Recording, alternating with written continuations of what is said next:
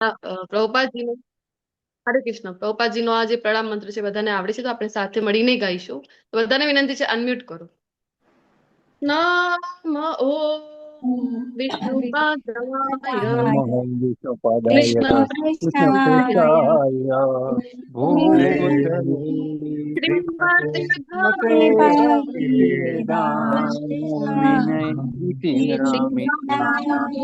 નમસ્તે સરસ્વતી દેવી સરસ્વતી પચારે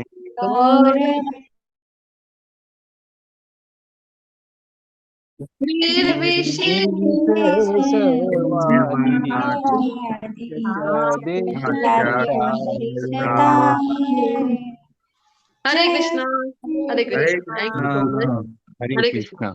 ચલો, તો મંગલાચરણની જે બે પ્રાર્થના આપણે ભાગવતમના ક્લાસમાં લેતા હોય છે એ પણ આપણે બોલીશું. શ્રીમદ ભાગવતમ 1.2.4. બધાને વિનંતી છે, મારી પાછળ રિપીટ કરજો. નારાયણમ નમસ્કૃત્ય નરમ ચૈવ નરોત્તમમ નારાયણં નમસ્કૃત્યં નરં ચૈવ નરોત્તમં દેવીમ સરસ્વતીમ વ્યાસમ તતો જયમુદીરયેત. સરસ્વતીं વ્યાસં તતો જયमुदीरयेत् नष्टप्रायेष अभद्रेषु नित्यं भागवत सेवया नष्टप्रायेषु नित्यं भागवत सेवया भगवती उत्तम श्लोकी भक्तिर्भवति नैष्टिकी भगवती श्लोके भक्ति भवति नैष्ठिकी તો બધા જે અભદ્રને નષ્ટ કરે એવા શ્રીમદ ભાગવતમના શરણે આપણે આવ્યા છીએ, જે આપણને અભદ્ર નષ્ટ કરીને અને ભગવાન શ્રી કૃષ્ણ પ્રત્યેની જે નૈષ્ઠિકી ભક્તિ છે, જે પ્રેમ ભક્તિ છે, એ આપણી સ્થિર કરે છે. તો શરૂઆત કરીએ આજના સ્તુતિઓનો જે આપણો આખો ક્રમ ચાલી રહ્યો છે, એમાં આજે આપણે આવીને પહોંચ્યા છીએ. ક્લાસ આપણો ચાલી રહ્યો છે લેવલ 2 ભક્તિ સદાચાર, અને જેમાં આપણો આખી શૃંખલા ચાલી રહી છે સ્તુતિઓની. અને લાસ્ટ વીકની જે સ્તુતિ છે એ કઈ ભણ્યા હતા તમે બોલો? દયાન્વિતા હરિની માતાજી લીધી હતી. કઈ હતી? હરે કૃષ્ણ.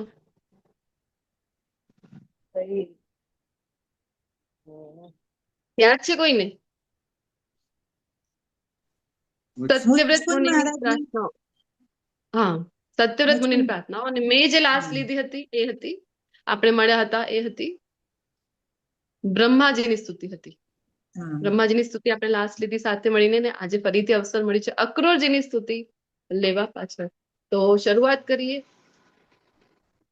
દશમ સ્કંદનો 39 નંબરનો જે અધ્યાય છે, આખો અધ્યાય અક્રૂરજીની સ્તુતિ છે. જેમાં આપણે ગોપી ગીત લીધો હતો, તો ગોપી ગીત હતું. 19 નંબરનો જે અધ્યાય છે આખો હતો ગોપી ગીત, વિરહ ગીતનો.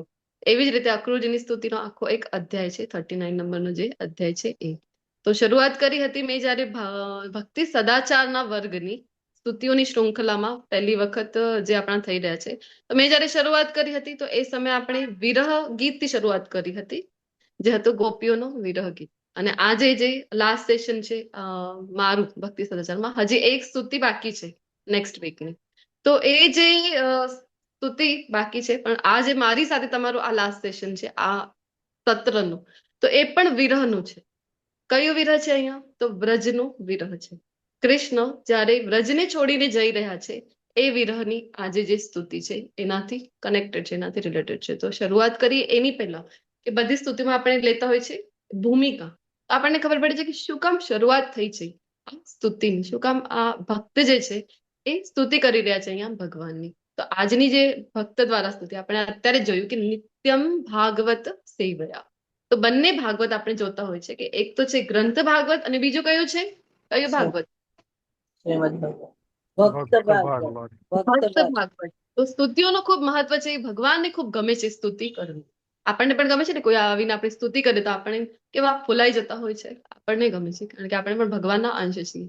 તો ભગવાનને ગમે છે સ્તુતિઓ, અને સ્તુતિઓ ભક્તો દ્વારા જયારે કરાયેલી છે તો એનું હજી જે વિશેષતા છે એ વધી જાય છે. તો ખૂબ જરૂરી છે આપણે પણ કરીએ, પરંતુ આપણી એટલી સામર્થ્ય વાણીની અને બુદ્ધિની બંને આપણી પાસે છે નહીં. આપણી પાસે શબ્દોની એટલી સુંદરતા નથી. તો શું કરવું જોઈએ પછી? તો આ જે સ્તુતિઓ ભક્તો દ્વારા ગવાયેલી છે એ વારંવાર આપણે રિપીટ કરવી જોઈએ. શું કામ? આવું કરવાથી શું થશે? તો શું થાય છે? ભક્તિર ભવતી, બોલો, ખાલી જગ્યા પૂરો. નૈષ્ટિકી તો ભગવાન શ્રી કૃષ્ણના ચરણ કમલમાં નૈષ્ટિકી ભક્તિની, પ્રેમ ભક્તિની પ્રાપ્તિ આપણને થાય છે. ક્યારે? જ્યારે આપણે ભક્ત ભાગવત, બંને ભાગવત છે આપણે જોયું ને. તો ગ્રંથ ભાગવત તો ઓબ્વિયસલી તમે બધા રોજ સવારે 7 વાગ્યાનો જે આપણે ક્લાસ થાય છે એ કરતા હોવ છો. તો અહીંયા જે આપણે શરણ લીધું છે અહીંયા સ્તુતિઓની શૃંખલામાં એ છે ભક્ત ભાગવતનું. તો આજે જે ભક્ત દ્વારા સ્તુતિ કરવામાં આવી રહી છે એ ભક્ત છે અક્રૂરજી. તો ભગવાનના ખૂબ એ પણ વહાલા ભક્ત છે અક્રૂરજી જે છે એ. તો જોઈએ ફટાફટ આપણે કે કેવી રીતે શરૂઆત થઈ હતી આ સ્તુતિની. પછી આપણે સ્તુતિમાં પ્રવેશ કરીશું. તો લગભગ 30 જેટલા શ્લોકો છે આજની સ્તુતિના. તો બ્રહ્માજીની સ્તુતિના પણ 36 જેટલા હતા. તો આપણે પ્રયત્ન કરીએ 1 કલાકમાં કેવી રીતે એને આપણે સમાપ્ત કરી શકીશું. તો તમારો બધાનો સહકાર મને મળે એવી હું આશા રાખું છું કે તમે એક્ટિવલી પાર્ટિસિપેટ કરો મારી સાથે સાથે. ચાલી રહ્યા છો મને ખબર પડી જો તમે આન્સર આપશો તો. અધરવાઇઝ મેં તમને જેમ કીધું છે સ્ક્રીન શેરિંગ થઈ રહી છે તો અહીંયા મને કોઈ એક તો દેખાતા નથી અને હું પોતે પણ પોતાને જોઈ શકતી નથી વિડીયોમાં. તો ક્લાસ ચાલી રહ્યું છે કે હું એકલી છું, મેં और मेरी स्क्रीन, એવું તાલ ના થાય. તો ચલો શરૂઆત કરીએ ભૂમિકાથી. તો કંસ જ્યારે જોઈ રહ્યો હતો કે એટલા તો બધા ભગવાન જ્યારે વ્રજભૂમિમાં ગયા છે ત્યારથી લઈને કંસે તો કેટલા બધા અસુરોને મોકલી દીધા. શરૂઆત કરી હતી પૂતનાથી અને પૂતનાની પાછળ કેટલા અઘાસુર, બકાસુર, ધેનુકાસુર, અલગ અલગ આવ્યા હતા જે અસુરો. એ બધાને મોકલ્યા હતા કંસે અને બધાને પરાસ્ત ભગવાને કરી દીધા હતા. પછી એક જે ઘટના બની કઈ તો ગોવર્ધન લીલા વાળી ઘટના બની. તો ગોવર્ધન લીલા જયારે ભગવાને કરી તો આજુબાજુ તરત જ વાત, અત્યારે સોશિયલ મીડિયા છે એ સમય તો સોશિયલ મીડિયા નહોતું પરંતુ વાત છે એ તરત જ પ્રસરી જતી હોય છે. આપણે કહેતા પણ હોય છે ને કે આ વાત તો દાવાનળની જેમ, જંગલમાં જેમ આગ હોય તો કેવી ફટાફટ પ્રસરી જાય છે. તો જંગલની આગની જેમ આ તો વાત પ્રસરી ગઈ એવું આપણે કહેતા હોય છે કે. તો એવી જ રીતે બધી જગ્યાએ ભગવાને જે ગોવર્ધન લીલા કરી હતી એની વાત પ્રસરી ગઈ. અને પછી એની પાછળ અનેક અસુરોનું જે મોકલવાનું જે સિલસિલો હતો કંસનો એ તો ચાલુ જ હતો. અને જસ્ટ પહેલા જે અક્રૂરજી આવ્યા છે વ્રજમાં એની જસ્ટ પહેલા કેશી દૈત્યનું સંહાર ભગવાન દ્વારા કરવામાં આવેલું છે. ને કેશી જે દૈત્ય હતું કોના રૂપમાં આવ્યું હતું બોલો તો? કંસ જયારે મોકલે છે ભગવાન ઘોડાના રૂપમાં. આપણે ભગવદ્ ગીતામાં પણ એની ચર્ચા કરતા હોય છે. તો ઘોડા, વિશાળકાય ઘોડાના રૂપમાં આટલું તો ઉપર આકાશ સુધી, આપણે નીચેથી જોઈએ તો એવું લાગે કે આકાશ સુધી ઊંચાઈ છે કે શું આ જે ઘોડો છે. તો આવા કેશી નામના દૈત્યનું જયારે કોઈ શસ્ત્ર ભગવાન તો લેતા નથી અને માત્ર મુષ્ટિ પ્રહાર દ્વારા એનું સંહાર કરી દે છે. અને પછી ભગવાનનું એક નામ હજી પડી જાય છે. કયું નામ પડી જાય છે? કેશી નિષૂદન. કેશી નિષૂદન. અને હજી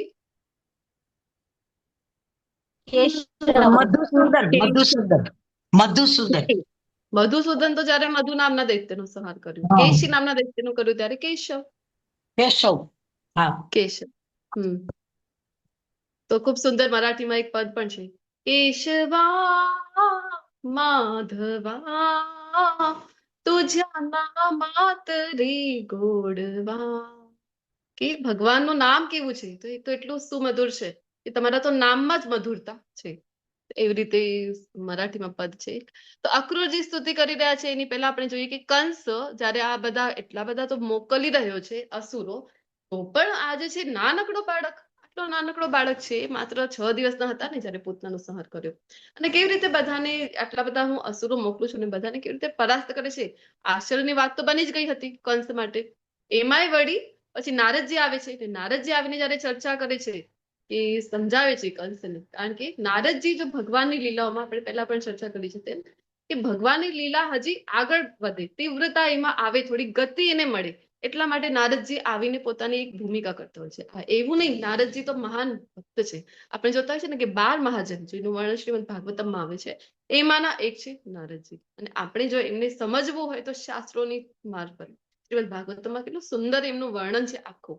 એ તો જે ભક્તોના જીવનમાં નારદજી પ્રવેશ કરે છે ને એમની ભક્તિ હજી ને હજી દૃઢ થાય છે. શ્રીમદ ભાગવતમ પણ જે મળ્યું છે એમની જ કૃપા છે આપણા ઉપર. તો નારદજી એવું નહીં કે જે પિક્ચરોમાં ને આપણે જોતા હોય છે સિરિયલોમાં કે અહીંયાની વાત ત્યાં કરવી, અહીંયાની ચુગલી ત્યાં કરવી, નારાયણ નારાયણ એવું કરતા કરતા આવું આપણે કરી રહ્યા છીએ, ઘણું મોટું અપરાધ કરી રહ્યા છે જો આપણે નારદજી ઘણા લોકોને હું જોઉં છું કે કોઈની આદત હોય ને, સ્વાભાવિક છે, સ્ત્રીઓમાં તો ખૂબ સરળતાથી જોવા મળે છે કે અહીંયાની વાત ત્યાં કરી દે તો તરત જ કહે છે કે અરે આ તો નારદ મુનિ છે, એવું કહી દે છે. તો આ તો ઘણું મોટું અપરાધ કહેવાય છે, એનાથી જરૂર બચવું જોઈએ. તો આપણે નારદજીને શાસ્ત્રોના મારફત સમજીએ ભગવાનની લીલામાં ગતિ આપવા માટે. કંસને જયારે મળે છે એને સમજાવે છે કે અરે આટલા બધા તું અસુરો મોકલે છે તો પણ જો તારું તો જે સંહાર કરવા વાળું છે એ તો આવી ગયું છે, એ તો આસપાસ જ છે, કારણ કે યોગ માયાના રૂપમાં જયારે આવ્યા હતા 8મી સંતાન, તો ત્યારે પણ કીધું હતું કે અરે મૂર્ખ યોગ માયા જે દેવી હતા કે તને તારું સંહાર કરવા વાળું તો આ જગતમાં આવી ચુક્યો છે અને આસપાસ છે. એવું જયારે કંસને એવું થયું કે હવે જયારે દેવી સ્વરૂપમાં આવ્યા હતા માતાજી, તો એ પણ થોડું ગભરાઈ તો ગયો હતો. ત્યારે એ કહે છે કે થોડું કંઈક તો બતાવી દો, લોકેશન શેર કરી દો અમારી સાથે, ક્યાં છે, કોઈ એડ્રેસ શેર કરી દો. તો એ તો દેવી બતાવ્યું નહીં, પણ એટલું કીધું હતું કે આસપાસ જ છે. એટલા માટે જ આજે કંસ મોકલ્યા કરતો હતો કે નવા નવા અસુરો મોકલ્યા કરે અને ભગવાન એનો સંહાર કર્યા કરે. અને જયારે નારદજી કહે છે તો પછી કંસને પણ થાય છે કે વાત તો સાચી છે, તો હવે કોઈક તો યોજના કરવી પડશે. આ કૃષ્ણ બલરામ એને ડાઉટ જ હતી હજી સુધી તો, કે પછી એને થઈ ગયું કે ના હવે તો કન્ફર્મ છે. નારદજી પણ જયારે આપી ગયા હતા કન્ફર્મેશન, તો પછી એને ક્લિયર થઈ ગયું કે ના આ જ બંને બાળકો છે. આજે 7મો ગર્ભ એ તો બલરામ છે અને 8મો ગર્ભ દેવકીજીનો એ તો આ જ કૃષ્ણ છે. તો હવે એમને નારદજીને પૂછ્યું કે શું કામ આવું થઈ રહ્યું છે, તો પછી મેં તો મારવા માટે આટલા અસુરો મોકલ્યા. નારદજીએ કીધું કે અરે એમના પોતપોતાના એરિયામાં તો દર કોઈ શેર હોય છે, એક કામ કરો એને અહીંયા બોલાવી લો. કંસને પણ વાત તો સાચી લાગી, હવે કોને મોકલવાના બોલાવવા માટે ભગવાનને? તો અક્રૂરજી વિશ્વાસ પાત્ર હતા, કંસના તો હતા જ, પરંતુ એ ભક્ત છે ભગવાનના, તો સ્વાભાવિક રીતે બધા જ ભક્તોના ગુણો એમની અંદર હોય.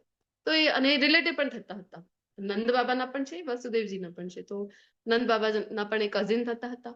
તો એવી રીતે એમને મોકલવામાં આવ્યું કે આમને મોકલીશું તો જરૂર એ બંને બાળકોને અહીંયા મોકલી દેશે. તો યોજના કરું, કોઈક તો યોજના કરું. એક યોજના કરી.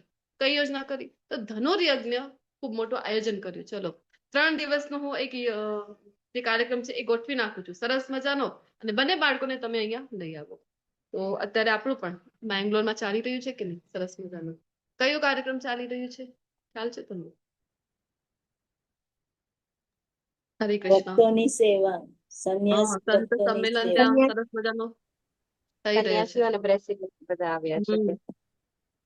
જી.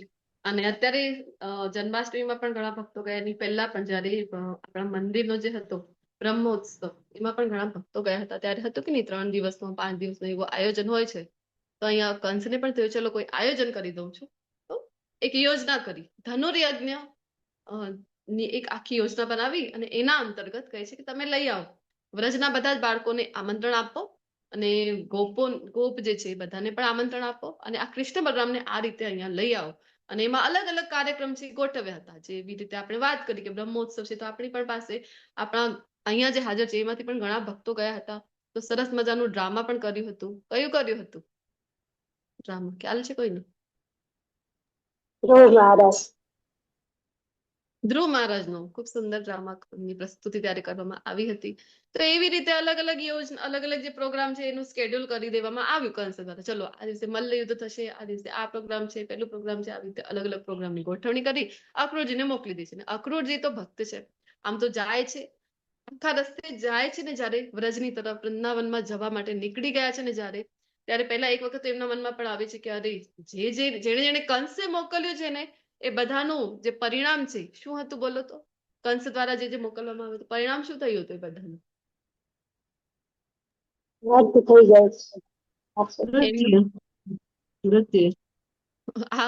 મૃત્યુલોકથી છુટકારો એમનો થઈ જાય છે. એ પછી એ વિચાર થાય છે અક્રૂરજીને હવે શું કરું, મારું તો એવું કઈ નહીં થાય. પછી બીજા જ ક્ષણે એમને વિચાર થાય છે કે અરે કંસના હાથે મરવા કરતા તો સારું થાય કે કૃષ્ણના હાથથી મારું મૃત્યુ થાય. અને સતત કૃષ્ણ, એમને તો ખ્યાલ હતું ભક્ત છે તો કે કૃષ્ણ બલરામ છે એ જ કોઈ સાધારણ નથી ને કૃષ્ણ છે એ સાક્ષાત ભગવાન છે. તો એમનું સ્મરણ કરતા કરતા આખા રસ્તે એ જઈ રહ્યા છે આખા રસ્તે એ જ વિચાર કરી રહ્યા છે કે કેવું હશે એમનું જે રૂપ, કારણ કે સાંભળ્યું તો હતું જ, માત્ર સાંભળ્યું હતું અત્યાર સુધી તો. એટલે જ કહે છે ને કે શ્રવણમ છે એ પહેલું પગથિયું છે ભક્તિમાં આગળ વધવા. તો જે મુજબ સાંભળ્યું છે એવું જ હશે સ્વરૂપ, કેવું હશે ભગવાનનું જે સૌંદર્ય છે એ કેવું હશે, એ વર્ણન જે સાંભળેલું છે એનું દૃશ્ય આખો સામે આમ જોતા જોતા જઈ રહ્યા છે પોતાની કલ્પના શક્તિથી. અને પછી વિચાર કરે છે કે હું શું કરીશ ભગવાન મારી સામે સમક્ષ હશે તો, હા હું તો દંડવત પ્રણામ કરી દઈશ ને, એવું બધું વિચાર કરે છે. ને રસ્તામાં તો એમને ભગવાનના ચરણ કમળની ખૂબ સુંદર વર્ણન છે ભાગવતમમાં. 37 નંબરનો જે અધ્યાય છે આખો અધ્યાયમાં, એ ચરણ કમળ દેખાય છે ને એના ઉપર જે અંકિત જે ચિહ્નો હતા ભગવાનના ચરણ કમળના એ દેખાય છે. એક સાઈડ એમની ગાયોનો પગની ખરી છે અને એક સાઈડ છે બધા ગોપબાળોનો પગના જે કહેવાય ને આપણે કે નિશાનો છે, અને વચમાં ભગવાનના ચરણ કમળનું નિશાન છે. જાણે કે એવું કે ગોપબાળો છે ને એ પણ એ ચરણ કમળોના પાછળ નથી જઈ રહ્યા, કારણ કે ભગવાનના ચરણ કમળ સરસ રીતે અંકિત થાય અને એને એ પણ એની પાછળ ચાલીને એના ઉપર ચાલીને નથી જઈ રહ્યા. તો ભગવાનના ચરણ કમળથી મિશ્રિત જે રજ છે એની જે મહિમા છે એનું ચિંતન કરતા કરતા આખે રસ્તે આ અક્રૂરજી જઈ રહ્યા છે અને વિચાર કરી રહ્યા છે કે હું શું કરીશ. હું જઈશ ને સૌથી પહેલા તો એ પોતે પણ વ્રજભૂમિમાં જયારે વૃંદાવનમાં પ્રવેશ્યા તો એમને આળોટ્યા, તો આખું એવું સરસ મજાનું વર્ણન છે શ્રીમદ ભાગવતમમાં કે રેતીની અંદર તો એ સરસ મજાના આળોટ્યા. તમારામાંથી પણ ઘણા ભક્તો વૃંદાવનની યાત્રામાં આવ્યા હશે. આપણે બધા પણ જયારે ગયા હતા, ક્યાં ગયા હતા બોલો, જ્યાં આપણે રજમાં આરોટ્યા હતા, કઈ જગ્યા હતી વૃંદાવનની? રમણ રેતી. તો બધા ભક્તોને ખ્યાલ હશે એ જે મોમેન્ટ હતું. અત્યારે પણ આપણે યાદ કરીએ તો એ સ્થાન ઉપર આપણે મનથી તો પહોંચી જઈએ છીએ. તો એવી જ રીતે આજે, કારણ કે વ્રજની તો રજની જ મહિમા છે, તો ભગવાનના કોઈ સાધારણ રજ છે અને વ્રજ ધામ પણ કોઈ સાધારણ ધામ છે નહીં. આપણે કહીએ છીએ ને કે ભગવાનના નામ, રૂપ, ગુણ, લીલા અને ધામ એ બધામાં કોઈ અંતર છે નહીં, સાક્ષાત ભગવાન જ છે. તો એટલા માટે જ વૃંદાવનમાં પ્રવેશ કરીએ તો ઘણા ભક્તો છે એ પગમાં કઈ જૂતા ચંપલ છે એ પહેરતા નથી અને આમ જ પગ, કારણ કે ભગવાન અહીંયા એવી જ રીતે ફર્યા હતા અને સાધારણ રસ્તો એ છે ભગવાનના ચરણ કમલોથી, શ્રીમતી રાધા રાણીના ચરણ કમલોથી અંકિત છે. ભગવાનના બધા ભક્તો, ભગવાનના પ્રિય એવા વ્રજવાસીઓના ચરણ કમલોથી અંકિત એ રજ છે. તે પણ આળોટ્યા રજમાં તો પહેલા. અને વિચાર કરતા કરતા કરતા કરતા જયારે ગયા અને સંધ્યાકાળનો સમય થઈ ગયું હતું જયારે એ પહોંચ્યા એ સમય, તો ભગવાન તો એ સમયે આવી ગયા હતા. ગોચરનું જે એમનું ક્રમ હતું એ પતાવીને અને સરસ મજાનું ફરીથી ભગવાન ફ્રેશ થઈ ગયા હતા. અને ભગવાનનું જે સૌંદર્ય એ સાંભળ્યું હતું એ જ મુજબ એમના મનમાં જે વિચાર કરી રહ્યા હતા કે એવું હશે ભગવાનના ચરણ કમળ તો કેવા હશે, કારણ કે ભગવાનના ચરણના એક નખ માત્રનું જે ધ્યાન છે એ જે યોગીઓ કરી રહ્યા છે, મોટા મોટા અમલાત્માઓ વિમલાત્માઓ કરી રહ્યા છે, એ માત્ર નખના દર્શન થવાથી જ આ ભૌતિક સંસારથી મુક્ત થઈ ગયા છે. તો ચરણ કમળ વિશે આટલું બધું વર્ણન એ અધ્યાયમાં આવી રહ્યું છે. અને અક્રૂરજી પણ એટલો સુંદર વિચાર કરતા કરતા જયારે જાય છે અને જોઈ છે તો ગાયોને દોહવાનો એ સમય હતો અને ત્યાં નિરીક્ષણ કરી રહ્યા છે કૃષ્ણ અને બલરામ બંને. અને અક્રૂરજીને જયારે દર્શન થયા છે, બલરામજીના દર્શન થયા છે, ભગવાન શ્રી કૃષ્ણના દર્શન થયા છે, તો એટલું સૌંદર્ય એમને પણ નવાઈ લાગી છે કે જે સાંભળ્યું હતું મેં એ તો કાંઈ જ નહોતું. આ રિયલમાં જે સૌંદર્ય મને ભગવાનનું દેખાઈ રહ્યું છે એની આગળ તો જે મેં સાંભળ્યું એ તો કાંઈ જ નથી. એ પણ ખૂબ ભાવ વિભોર થઈ રહ્યા છે, ભક્તિમાં ખૂબ એ ડૂબી રહ્યા છે અને ભગવાનની સમક્ષ જઈને દંડવત કરે છે. આખા રસ્તે વિચાર કરીને આવ્યા હતા કે ભગવાનની સમક્ષ હું શું કરીશ, દંડવત કરીશ ને ભગવાન શું કરશે, પોતાનો હસ્તકમલ મારા ઉપર રાખશે કે નહીં, તો મને પોતાના સ્પર્શથી પાવન કરશે કે નહીં ભગવાન. આવું સરસ મજાનું ભગવાનના એ ચરણ કમલ જે આખી વ્રજભૂમિને પાવન કરી રહ્યા છે, ભગવાનના એ ચરણ કમલ કે જે મોટા ભક્તો જે છે જેની આશા રાખે છે, જેના દર્શનની અભિલાષા રાખે છે, આ ગોપીઓ જે છે ભગવાનના ચરણ કમલને પોતાના સ્તન ઉપર ધારણ કરવાની ઈચ્છા વ્યક્ત કરે છે. ગોપી ગીતમાં આપણે જોઈ ગયા હતા. તો આવા ચરણ કમલ ને મને સ્પર્શ કરવાનો અવસર મળશે, એ વિચાર કરતા કરતા જેટલા તો હર્ષિત થઈ ગયા હતા. અને જયારે વિચાર કરતા કરતા હર્ષિત થયા અને સમક્ષ જયારે જોયું એ જ ભગવાનના સ્વરૂપનું દર્શન, એના કરતા પણ કઈ ગણા વધારે સુંદર ભગવાનનું દર્શન, જયારે રૂપ માધુરી દર્શન કર્યું છે, તો અક્રૂરજી પણ અહીંયા ગદગદ થઈ ગયા છે અને એમને પણ જયારે સ્પર્શની અનુભૂતિ થઈ છે ભગવાનની. તો આ જ છે ભક્તિ. અને કેવી રીતે વૃંદાવનમાં આપણને ઘણી વખત થાય છે કે અરે વૃંદાવન જવાની ખૂબ ઈચ્છા છે, અમે તો જઈ શકતા નથી. તો આપણને અક્રૂરજી છે એ શીખડાવી રહ્યા છે કે વૃંદાવનમાં ક્યારે અને કેવી રીતે પ્રવેશ મળે છે, કેવી રીતે જવું જોઈએ વૃંદાવન. આખા માર્ગ ઉપર એ ભગવાનનું ચિંતન, ભગવાનના જ સૌંદર્યનું ચિંતન કરતા કરતા, ભગવાનના ચરણ કમળનું ચિંતન કરતા કરતા, ભગવાનનું સ્પર્શનું, ભગવાનના આશીર્વાદનું એ ચિંતન કરતા કરતા જઈ રહ્યા છે. આપણે પણ જયારે વૃંદાવન જવા માટે નીકળે છે, જો વૃંદાવન કોઈ પણ ટિકિટ આપણે લઈ જઈ શકતી નથી. કોઈને લાગે કે ના અમે તો ફ્લાઇટ થી જઈ રહ્યા છે, કોઈને લાગે કે અમે તો ટ્રેન થી જઈ રહ્યા છે. ખૂબ સુંદર વાત એક વખત ચર્ચા ચાલી રહી હતી વૃંદાવન યાત્રાની સમય, મને યાદ છે મીટિંગમાં. તો બધાને પૂછવામાં આવી રહ્યું હતું કે કોણ કેવી રીતે જઈ રહ્યું છે. તો બધા કહી રહ્યા હતા કે હું ટ્રેન થી જાઉં છું, કોઈ કહી રહ્યા હતા હું ફ્લાઇટ થી આવું છું. તો એ સમયે વિપિન વિલાસ પ્રભુજી જે છે આપણા અબુધાબીથી જે છે, એમણે કીધું હતું, એ વાત મને પણ બહુ ગમી હતી.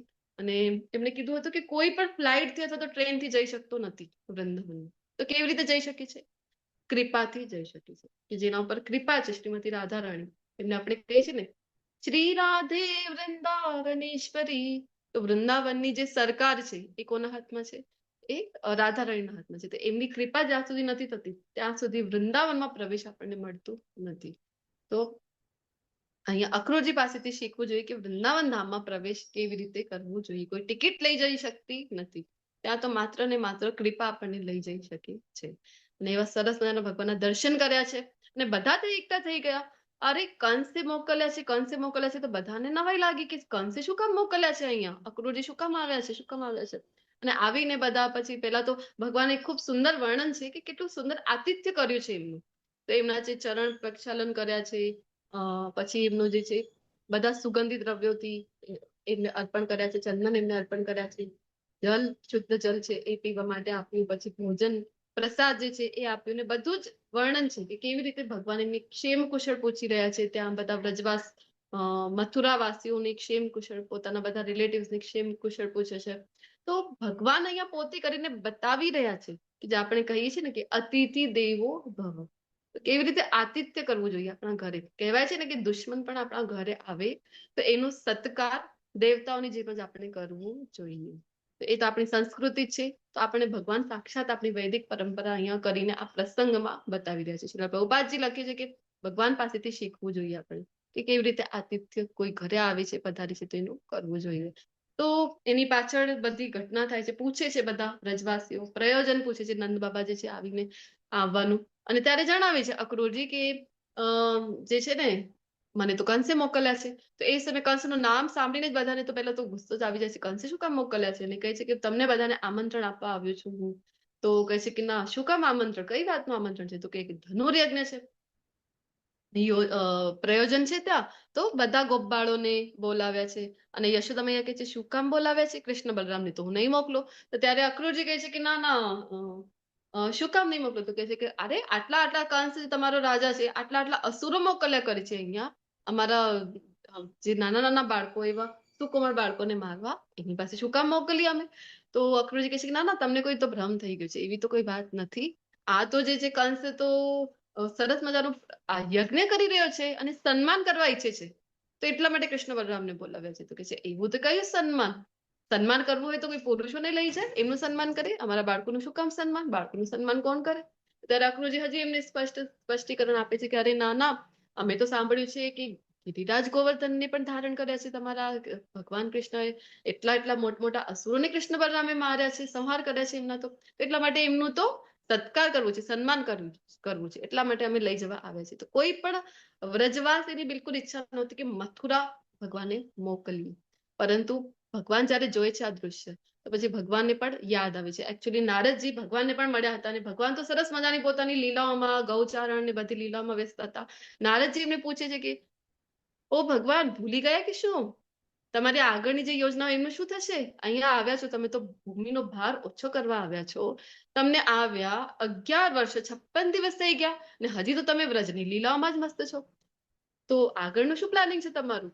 તો એ સમયે ભગવાન એમને કહે છે કે અરે સાચી જ હું તો ભૂલી ગયો હતો કે હું ભગવાન છું, હું બ્રહ્મ છું. અને એ સમયે ભગવાનને પહેલી વખત ભગવાનને એવું થાય છે કે ખૂબ પછતાવો થાય છે કે શું કામ હું ભગવાન છું. કારણ કે આટલી સુંદર વ્રજની લીલાઓ ચાલી રહી છે ને એ છોડીને આગળના બધા પ્રયોજન જયારે નારદજી બતાવે છે કે આ તો આટલી બધી લીલાઓ તમારી બાકી છે, કેવી રીતે થશે આ વ્રજભૂમિ નહીં છોડો તો. મથુરા ગમન છે તમારું, દ્વારિકા ગમન છે, પછી અર્જુનજી ઉપર કૃપા કરવી છે, ભગવદ્ ગીતાનું જ્ઞાન આપવું છે. આ બધી યોજનાઓ જયારે આગળની બધી બતાવે છે તો ભગવાન કહે છે એક કામ કરો ને બીજા કોઈને કહો ને કે એ સંભાળી લે. નારદજી કહે છે આવું તો બિલકુલ નહીં થઈ શકે, તો તમારે જ કરવું પડશે. જયારે જોઈ છે કે કોઈ રસ્તો છે નહીં, પછી ભગવાન તૈયાર થયા હતા. તો ભગવાન જોઈ રહ્યા છે કે વ્રજવાસીઓ, ભગવાન કહે છે કે એક વખત તો હું જવા તૈયાર થઈ જાઉં, પરંતુ મારા જે વ્રજવાસીઓ છે ને એ તો મને પ્રાણ સમજે છે પોતાના. હું ત્યાંથી દૂર ગયો તો એ લોકોના તો પ્રાણ જ ત્યજી દે છે. આ જે વ્રજવાસીઓ છે કેવી રીતે હું ત્યાંથી એમનાથી વિરહ કેવી રીતે હું સહન કરીશ, એ લોકો કેવી રીતે સહન કરશે મારો જે વિરહ છે એ. તો નારદજી કહે છે જો આ બધી તમારી તો આગળનો ક્રમ કરવા માટે આ જરૂરી જ છે. અને ત્યારે ભગવાન તૈયાર થયા. ભગવાન જોયે છે કે અક્રૂરજી સાથે મોકલવા તૈયાર નથી, તો ભગવાન પછી આવીને થોડુંક બોલવા માટે પ્રયત્ન કરે છે કે હું કંઈક બોલું એવું કે વ્રજવાસીઓ તૈયાર થાય. તો ભગવાન ત્યાં આવીને કહે છે, એમને કહે છે કે ઓહો તમે વ્રજવાસીઓને તો જોઈ લીધા મેં. કોઈ પણ સંકટ જયારે આવે છે તો તરત તમને મારી યાદ આવી જાય છે. અરે કન્હૈયા, જો આ અસુર આવી ગયું, અઘાસુર આવી ગયું છે, બકાસુર આવી ગયું છે, તૃણાવ્રત આવી ગયું છે, કન્હૈયા મારું રક્ષણ કરો. દાવાનળ આવી જાય તમે મને કહો છો કે કન્હૈયા મારું રક્ષણ કર.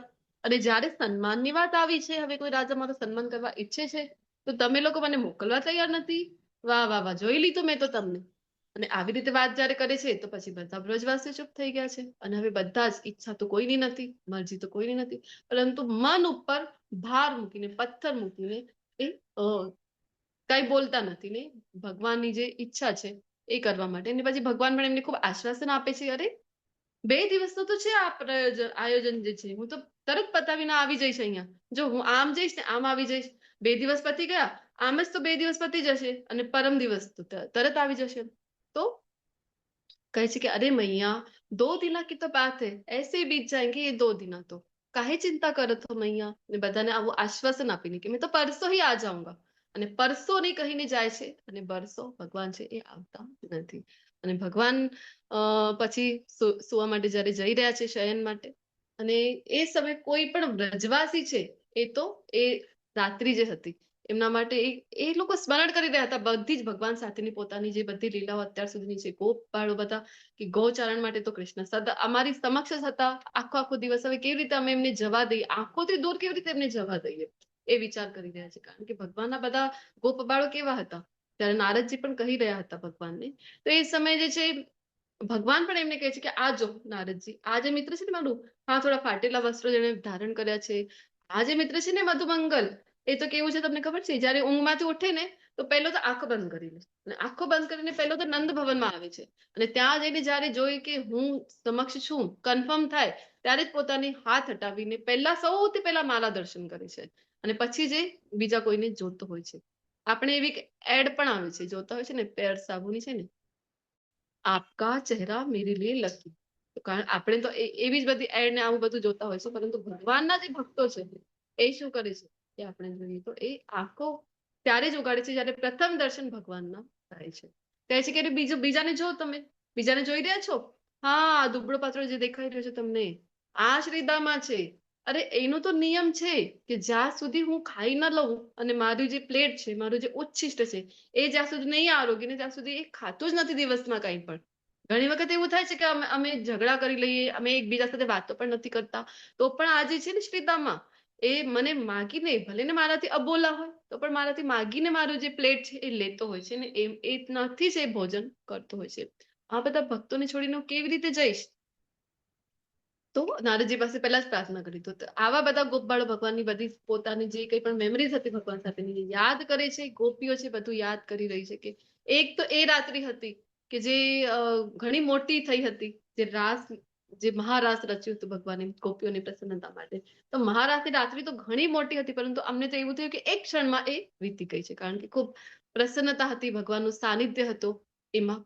અને આજની એક રાત્રિ છે એ તો પસાર થવાનું એક એક ક્ષણ છે, એક એક યુગ જેવો અમને તો પ્રતીત થઈ રહ્યો છે. કારણ કે ખબર છે કે બીજા દિવસે ભગવાન ત્યાંથી જવા માટે નીકળી રહ્યા છે. તો ગોપીઓની એવી દશા છે, કોઈ એ રાત્રે ઊંઘ કરી જ ના શક્યો. અને બધા તો સૂર્યનારાયણ દેવને પ્રાર્થના કરી રહ્યા હતા કે હે સૂર્યનારાયણ ભગવાન, તમે તો ઉદય જ નહીં થતા આવતીકાલે. શું કામ? કારણ કે જો તમે ઉદય થઈ જશો તો અમારા જે પ્રાણધન છે, અમારા જે શ્યામ સુંદર છે, એ અમારાથી દૂર થઈ જશે. એવી રીતે પ્રાર્થનાઓ કરતા હતા. અને પછી સવારે વહેલા અક્રૂરજી ઉઠીને તૈયાર થઈ ગયા છે, કારણ કે નીકળવું હતું નંદબાબાને બધા ગોપબાળો જે જઈ રહ્યા હતા એ બધા પણ જલ્દી જલ્દી રેડી થઈ ગયા. અને ભગવાન પણ એ દિવસે વહેલા સવારે ઉઠી ગયા છે, કૃષ્ણ બલરામજી, અને એ પણ સ્નાન પોતે કરી લીધું ભગવાને પહેલી વખત. અત્યાર સુધી તો મૈયા જ બધું એમને રેડી કરતા, સ્નાન કરાવડાવતા, અને પછી જયારે મૈયા ઉઠે છે ને જોયે છે તો પૂછે છે કે અરે લાલા, તે સ્વયં તારું સ્નાન કરી લીધું? તો પછી લાલો કહે છે કે હા, મેં કરી લીધું. તમે ઊંઘી રહ્યા હતા તો મને એવું થયું કે હું તમને કષ્ટ ના આપું. અને કૃષ્ણની એવી ભાવના છે કે હવે પછી તો વ્રજમાં આવવાના જ નહોતા. તો એમની ભાવના છે કે હવે ફરીથી આજે પણ મને મૈયા છે એ શૃંગાર કરશે, મૈયા છે મને તૈયારી કરશે મારી, તો હું કેવી રીતે જઈશ? આ જે સ્નેહ છે મારો માતા પ્રત્યેનો, કેવી રીતે આવી હું પ્રેમળ માતાને છોડીને આ વ્રજ ભૂમિથી હું જઈ શકીશ? એટલા માટે કૃષ્ણ કહે છે કે ના, તમને કષ્ટ ના આપવું હતું એટલે મેં પોતે જ કરી લીધું છે. અને આવી રીતે બધા તૈયારીઓ થઈ રહી છે, બધાના મન ખૂબ ભારી છે ને જવા માટે તૈયાર થઈ ગયા છે. અને પહેલા નંદ બાબાને બધાના ગાડા નીકળી ગયા છે ને પછી એ જે રથ જેના ઉપર ભગવાન અને બલરામજી સવાર થવાના હતા, અક્રૂરજીનો રથ, એ પણ સજ્જ છે. અને ત્યાં તો જે ગોપીઓ હતી, બધી ગોપીઓને હતું કે અરે અમને તો આશ્ચર્ય થઈ રહ્યું છે કે કોઈ રોકતું નથી, શ્યામ સુંદર જઈ રહ્યા છે, કોઈ રોકતું નથી. આ તો નંદ બાબા ને બધા ગોપાળો જો આ બધાની બુદ્ધિને શું થઈ ગયું છે? આ બધા તો આટલી તૈયારી કરી રહ્યા છે, આ તો કેટલા ઉત્સાહિત છે ઉલટાના જવા માટે. તો ગોપીઓને હતું કે કોઈ રોકતું કેમ નથી ભગવાનને. અને ગોપીઓના મનમાં હતું, આપણે ગોપી ગીતમાં જોયું હતું કે બધા ભગવાનને સ્વામીની જેમ જોઈ રહી હતી. ને ગોપીઓ એટલે પેલા આપણે ક્લિયર કરી લઈએ કે ગોપીઓ એટલે કે એવું નથી કે યુવાન અવસ્થા વાળી જ ગોપીઓ છે બધી. ભગવાનની લીલામાં જે 4 વર્ષની, 5 વર્ષથી લઈને 105 વર્ષ સુધીની પણ વયોવૃદ્ધ પણ જે બધી છે માતા, બધી ગોપીઓ, એ બધી ગોપીઓ જ છે. ભગવાનને કોઈ વાત્સલ્ય રૂપમાં પ્રેમ કરી રહ્યું છે, કોઈ માધુર્ય રસમાં પ્રેમ કરી રહ્યું છે. તો એ બધાને આશ્ચર્ય થાય છે કે કોઈ અહીંયા રોકવા તૈયાર નથી. જે નાની નાની ગોપીઓ હતી એમને ખૂબ નવાઈ લાગે છે કે અરે બંને માતાઓ પણ કઈ બોલતા નથી, અને આ વ્રજવાસીઓને તો જો, નંદ બાબાને તો જો કોઈ રોકતું નથી. તો એ પછી નક્કી કરે છે, અત્યાર સુધી તો હતું કે મનમાં એક લજ્જા છે, આ બધા ભાવ છે કે જેના લીધે માધુર્ય રસમાં પ્રેમ તો હતો પરંતુ વ્યક્ત બધા સમક્ષ ક્યારે કરી શકી નહોતી. પરંતુ હવે જોયું કે હવે તો કૃષ્ણ તો જયારે ગઈ દોટ મૂકીને કે અમે તો કેવી રીતે મનાવી લઈશું ભગવાનને, અને જોઈ છે તો શું, આ બંને તો ઓલરેડી રથ ઉપર બેસી ગયા છે, આરૂઢ થઈ ગયા છે, લોડ થઈ ગયા છે અક્રૂરજીના રથ ઉપર બંને જણ. તો એમને ત્યારે બહુ નવાઈ લાગી. અને હવે જોઈ છે કે કોઈ રસ્તો છે જ નહીં, અમારા તો પ્રાણધન છે કૃષ્ણ, એ તો નીકળી રહ્યા છે રથ ઉપર સવાર થઈને, હવે અમે શું કરીએ? તો એ સમય પછી એ ભગવાનને એ જે વિધાતા છે કહે છે કે એ વિધાતા કેટલા નિષ્ઠુર છો તમે. પહેલા તો તમે શું આપ્યું અમને? તો પહેલા તો તમે એવું બધું અમને આપી દીધું, એવું સૌંદર્ય વાન, એવા જે પ્રેમાળ છે એવા કૃષ્ણ અમને સોંપી દીધા તમે, હે વિધાતા. અને હવે તમે શું કરી રહ્યા છો? એને અમારાથી પાછા લઈ રહ્યા છો? કેટલા તમે તો નિર્દયી છો. તો આવી રીતે બધી ભગવાન પાસે પણ જે શિકાયત છે, ફરિયાદ જે છે એ ગોપીઓ કરી રહી છે. અને છેલ્લે જોઈ છે કે કોઈ રસ્તો જ નથી બચ્યો, અને અમારા પ્રાણ તો અમારા આંખોની સમક્ષ આ રથમાં બેસી રહ્યા છે, અને હવે તો થોડીક ક્ષણમાં નીકળી જશે. તો પછી ગોપીઓ તો વિચાર કર્યો કે હવે કઈ થશે નહીં, હવે તો કઈક કરવું પડશે, કઈક ક્રાંતિ કરવી પડશે, ચલો આપણે સાથે મળીને કઈક ક્રાંતિ કરીએ. અને બધી ગોપીઓ જઈને રથને રોકવાનો ભરપૂર પ્રયત્ન કરી રહી છે. ભગવાન ના પાડે છે કે આવું નહીં કરતા, હું તો આવવાનું છું ને, બસ પરમ દિવસે આવી જઈશ. પરંતુ ગોપીઓ કઈ સાંભળવા તૈયાર નથી. અને ભગવાન ખૂબ પ્રયત્ન કરે છે પરંતુ ગોપીઓ તો કોઈ છે રથના ચક્કાને પકડીને જોરથી એને પીઠ પકડીને બેસી ગઈ છે, કોઈ તો રથ પર લટકી ગઈ છે, કોઈ તો ત્યાં આડા અવળા પડી ગયા છે કે ના, તમને જવું હોય તો અમારા ઉપરથી રથને લઈ જાઓ, પરંતુ અમારા સમક્ષ તો અમે તમને લઈ જવા દઈ શકીએ નહીં. એવી રીતે જયારે ગોપીઓની હાલત જોઈ છે, દશા જોઈ છે, તો આ જે ગોપીઓની દશા છે આપણે કેવી રીતે સમજી, કોણ સમજી શકે? ગોપી ગીતમાં પણ જયારે આપણે વિરહ જોઈ રહ્યા હતા, એ જે ગોપીઓનો વિરહ જે છે, એ ભલે ગોપી ગીતમાં હોય કે અહીંયાથી વ્રજભૂમિને છોડીને જયારે કૃષ્ણ જઈ રહ્યા છે, આંખોથી દૂર થઈ રહ્યા છે, એ એક ક્ષણનો વિચાર પણ નથી કરી શકતા. અને પ્રેમ આ જ છે, કૃષ્ણનો પ્રેમ આ જ છે. અહીંયા તો સંયોગમાં વિયોગ છે ને વિયોગમાં સંયોગ છે. જે સંયોગમાં છે, શ્રીમતી રાધા રાણીનો આપણે રાધાષ્ટમી અત્યારે જ ગઈ છે, તો આપણે જોયું કે જયારે સંયોગ થઈ રહ્યો છે તો એ સમયે રાધા રાણી છે એ દુઃખી છે. શું કામ? કારણ કે સંયોગમાં એમને જે વિયોગ છે એ યાદ આવી રહ્યું છે કે કૃષ્ણ મળ્યા તો છે અત્યારે, પરંતુ થોડીક જ વારમાં અમારાથી દૂર થઈ જશે. અને જયારે વિયોગમાં છે, જયારે વિરહમાં છે, ત્યારે રાધા રાણી પ્રસન્ન દેખાય છે. આ સ્થિતિને કોણ સમજી છે? મીરાબાઈનું જે પદ છે ને, ઘાયલ કી ખતી ઘાયલ જાને, જો કોઈ ઘાયલ હોય, કે ઘાયલની ગતિ કોણ જાણી શકે છે? જે પોતે ઘાયલ થયું હોય એ જ જાણી શકે છે. તો સેમ વે જે ગોપીઓની દશા છે આપણે એ ક્યારે પણ સમજી શકવા સમર્થ અત્યારે તો હું તો નથી, તમે બધા હશો, પરંતુ આપણી એ લાયકાત પાત્રતા આપણે પહેલા જ જોયું ગોપી ગીતમાં કે છે નહીં કે આપણે એ સમજી શકીએ, પરંતુ કૃપા છે શ્રી પ્રભુપાદજીની, શ્રી રાધા ગોવિંદજીની કૃપા છે કે જેના લીધે આપણે એ ચર્ચા કરવાની, સાંભળવાનું પણ અવસર જે આપણને મળી રહ્યું છે. કારણ કે કૃપા એવી હોય છે, ભગવાનની કૃપા જે છે, ભગવાનની ઉદારતા છે, એ આપણી પાત્રતા સમક્ષ ક્યારે પણ ચૂકતી નથી. તો એ ભાવ સાથે આગળ વધીએ તો ગોપીઓનો જે વિરહ છે એ કૃષ્ણ જોઈ નથી શકતી. અહીંયા આપણી જે ગોપીઓનો વિરહ છે, વ્રજનો વિરહ છે, આખા વૃંદાવન ધામને વિરહ થઈ રહ્યો છે, ગોપ બાળોને પણ વિરહ થઈ રહ્યો છે, યશોદા મૈયા છે, રોહિણી મૈયા છે, બધાને વિરહ થઈ રહ્યો છે. એની ભરપૂર ચર્ચાઓ બધી જગ્યાએ થાય છે, પરંતુ એક જણના વિરહની ક્યારે ચર્ચા વધારે થતી નથી. એ છે ભગવાન શ્રી કૃષ્ણ પોતે. એમને પોતાને કેટલું વિરહની વેદના થતી હશે, વિચાર કરી જવું ક્યારે, તો આપણને ખબર પડે છે કે ભગવાનને આપણને લાગે છે કે અરે કેટલા કઠોર છે કૃષ્ણ. પેલા આટલું બધું જે ગોપીઓએ કીધું વિધાતાને, કેવા નિષ્ઠુર છો તમે, પેલા આટલું બધું આપી દીધું. એક ઉદાહરણ સાથે સમજીએ, ખૂબ ભૂખ લાગી છે આપણને ને ખૂબ જ સરસ મજાની આપણી ફેવરેટ ડીશ છે આપણી સમક્ષ લઈ આવ્યા, 56 ભોગ જેવી કોઈ વસ્તુ આપણી સમક્ષ લઈ આવ્યા છે અને બસ આપણે ખાવાના જ હતા, તો બસ ખાવાના જ હતા ને આપણી સમક્ષેથી લઈ લીધો તો કેવું થશે?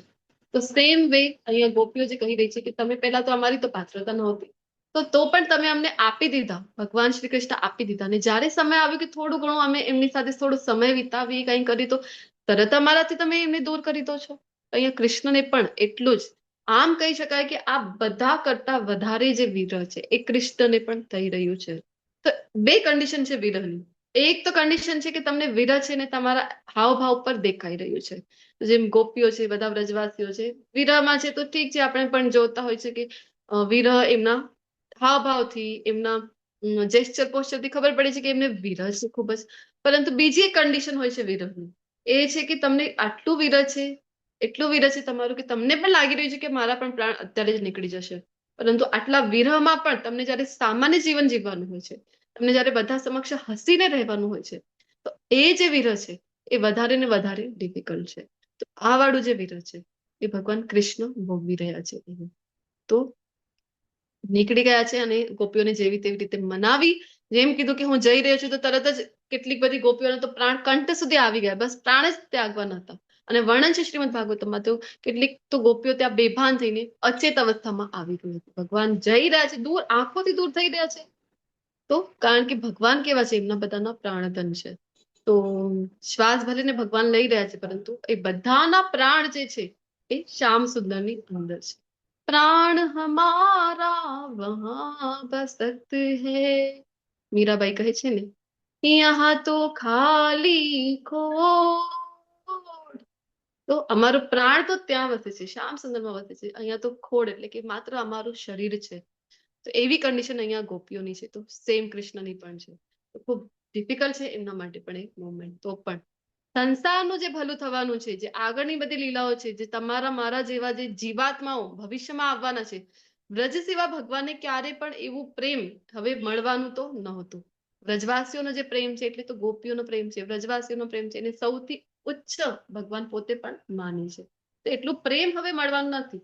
તમારા મારા જેવા લોકો તો ભગવાનની પાસે જાય તો પણ કોઈક ની કોઈ આપણી જ ઈચ્છા હોય છે, પણ તો પણ ભગવાન બધા માનવ કલ્યાણ માટે, જગતનો, સંસારનો જે ભલો થવાનું છે એના માટે ભગવાન છે પોતાના કર્તવ્ય માટે આ બધું જે વિરહ છે, જે વિરહની પોતાની વેદના છે, એને પણ સહન કરે છે, આગળ વધે છે.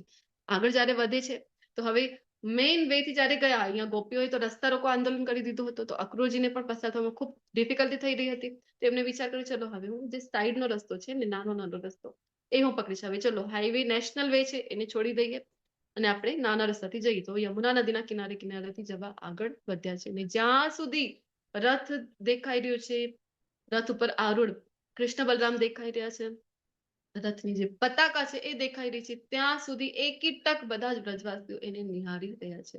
ને પછી જેમ ત્યાંથી ઓજલ થઈ ગયા આંખોથી, તો ગોપીઓનું, બધા જ જે વ્રજવાસીઓ છે એમનું તો જીવન જીવવું અત્યંત દુષ્કર થઈ જાય છે.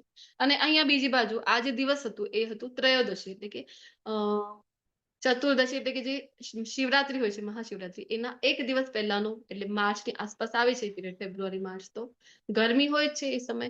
અને ઓલરેડી અક્રૂરજીના મનમાં પણ એવું આવી રહ્યું હતું કે, કારણ ગોપીઓ પણ ત્યારે કહી રહી હતી, અક્રૂરજીને કહે છે કે અરે અક્રૂરજી, તમે અક્રૂરજી નથી, તમે કેટલા નિષ્ઠુર છો. કારણ કે કોઈ સાંત્વના અહીંયા ગોપીઓને આપતા નથી, કારણ કે એમને ખબર હતી કે હું રોકાઈ જઈશ ને તો પતી ગયું, તો અહીંયાથી નીકળવું જ મારે માટે કઠિન બની જશે. તો કહે છે કે અક્રૂર નથી, તમારું નામ તો ક્રૂર હોવું જોઈએ. આવા તે કેવી ક્રૂર છો તમે, અમારા પ્રાણધનને, અમારા શ્યામ સુંદરને અમારાથી દૂર લઈ જઈ રહ્યા છો. તો અક્રૂરજીના મનમાં પણ ખેદ આખા રસ્તે જ હતું. અને એમને લાગી રહ્યું હતું કે આ વ્રજવાસીઓનો કેટલો વિશ્વાસ છે મારા ઉપર, કે હું કૃષ્ણ બલરામને લઈ જાઉં છું, અમારી સાથે કોઈ સિક્યુરિટી ગાર્ડે ના મોકલ્યા, પોતે ના ઉભા રહ્યા, પોતે આગળ નીકળી ગયા છે. અને કેટલા વિશ્વાસથી અમારી સાથે મોકલી રહ્યા છે, મારી સાથે, મારા જેવા દુષ્ટ સાથે. હું તો કોઈ ભક્ત તો નહીં, પરંતુ હું તો દૂત બનીને આવ્યો છું કંસનું, તો પણ મારા ઉપર આટલો વિશ્વાસ. અને એક તો ગરમી થઈ રહી છે, તો એમને હતું કે ચલો હવે બહુ જળ થઈ રહ્યું હતું એમની માટે નીકળવું, તો એમને ભગવાનની આજ્ઞા લીધી અને વિચાર કર્યો કે યમુના જળમાં હું સ્નાન કરી લઉં. યમુના જળમાં સ્નાન કરવા માટે જયારે રોકાયા, રથને એક જગ્યા ગાડી પાર્ક કરી રથ રૂપે, અને એસી ઓન રાખી દીધા, કારણ કે ગાડી સ્ટાર્ટ મોડ ઉપર છે, કઈ ઘોડાઓને ખોટીથી બાંધ્યું નહીં. અને ભગવાન અને બલરામજીને આજ્ઞા કરી, કહીને ગયા કે તમે અહીંયા જ રોકાઓ, હું અત્યારે સ્નાન કરીને આવી રહ્યો છું. પહેલા આજ્ઞા લીધી સ્નાનની, ને પછી નીકળ્યા ત્યાંથી. અને સ્નાન કરવા માટે કહેવાય છે ને, કટ્ટી સુધીનો જે પાણી હોય છે ત્યાં સુધી પાણી લઈ પાણીમાં ઉતરી યમુનાજીમાં ઉતર્યા છે. અને આચમન વિધિ, ત્રિકાળ સંધ્યાનો બપોરનો સમય હતો, તો એ જે પોતાની વિધિ પ્રમાણે બધું કરી રહ્યા છે, મંત્રોચ્ચારણ કરી રહ્યા છે. અને જેવી ડૂબકી લગાવી અંદર અને આંખો ખોલી, તો પાણીની અંદર એમને દેખાઈ રહ્યા છે. કોણ દેખાઈ રહ્યા છે? કૃષ્ણ બલરામ. તો એમને થયું, અરે અત્યારે તો એમને કહીને ગયો હતો કે અરે તમે ગાડીમાં જ વેટ કરો, હું અત્યારે આવીશ, રથમાં અત્યારે આવીશ. પણ આવી ગયા અહીંયા. એમને પણ ગરમી લાગતી હશે કે શું. અને પછી જે બહાર નીકળ્યા અને આમ પલટીને જોઈ છે અને વિચાર કરશે, અરે આ બંને તો ભલે આવ્યા, એમને તો સંભાળી લઈશ, ગાડીનો શું થશે? ગાડી સ્ટાર્ટ મોડ ઉપર રાખી આવ્યો છું હું, તો આ રથ નીકળી જશે તો અમે કેવી રીતે જઈશું? તો પહેલા રથને જોવા માટે નીકળે છે, તો રથ તો છે ત્યાં ને ત્યાં. તો થાય છે હાશ, અને રથ ઉપર બંને જણ આરૂઢ પણ છે. હજી નવાઈ લાગે છે, અરે બંને રથ ઉપર પણ છે, આ કેવી રીતે બની રહ્યું છે? ખૂબ આશ્ચર્ય થાય છે. ફરીથી ડૂબકી લગાવે છે કે અરે મારું ભ્રમ તો નથી, શું થઈ રહ્યું છે? ફરીથી એક ડૂબકી લગાવે છે અંદર, અને ડૂબકી લગાવે છે અંદર. તો હવે તો આખું જે સીન છે એ જે જોયું, તો સરસ મજાનો વિશાળકાય એવું શેષનાગની શૈયા છે, વર્ણન આખું કરી રહ્યા છે શુકદેવજી, કે કેવું બ્લુ કલરનું ઉપરથી છે, અને પેટના ભાગ ઉપર કેવું શ્વેત રંગ છે શેષનાગનો.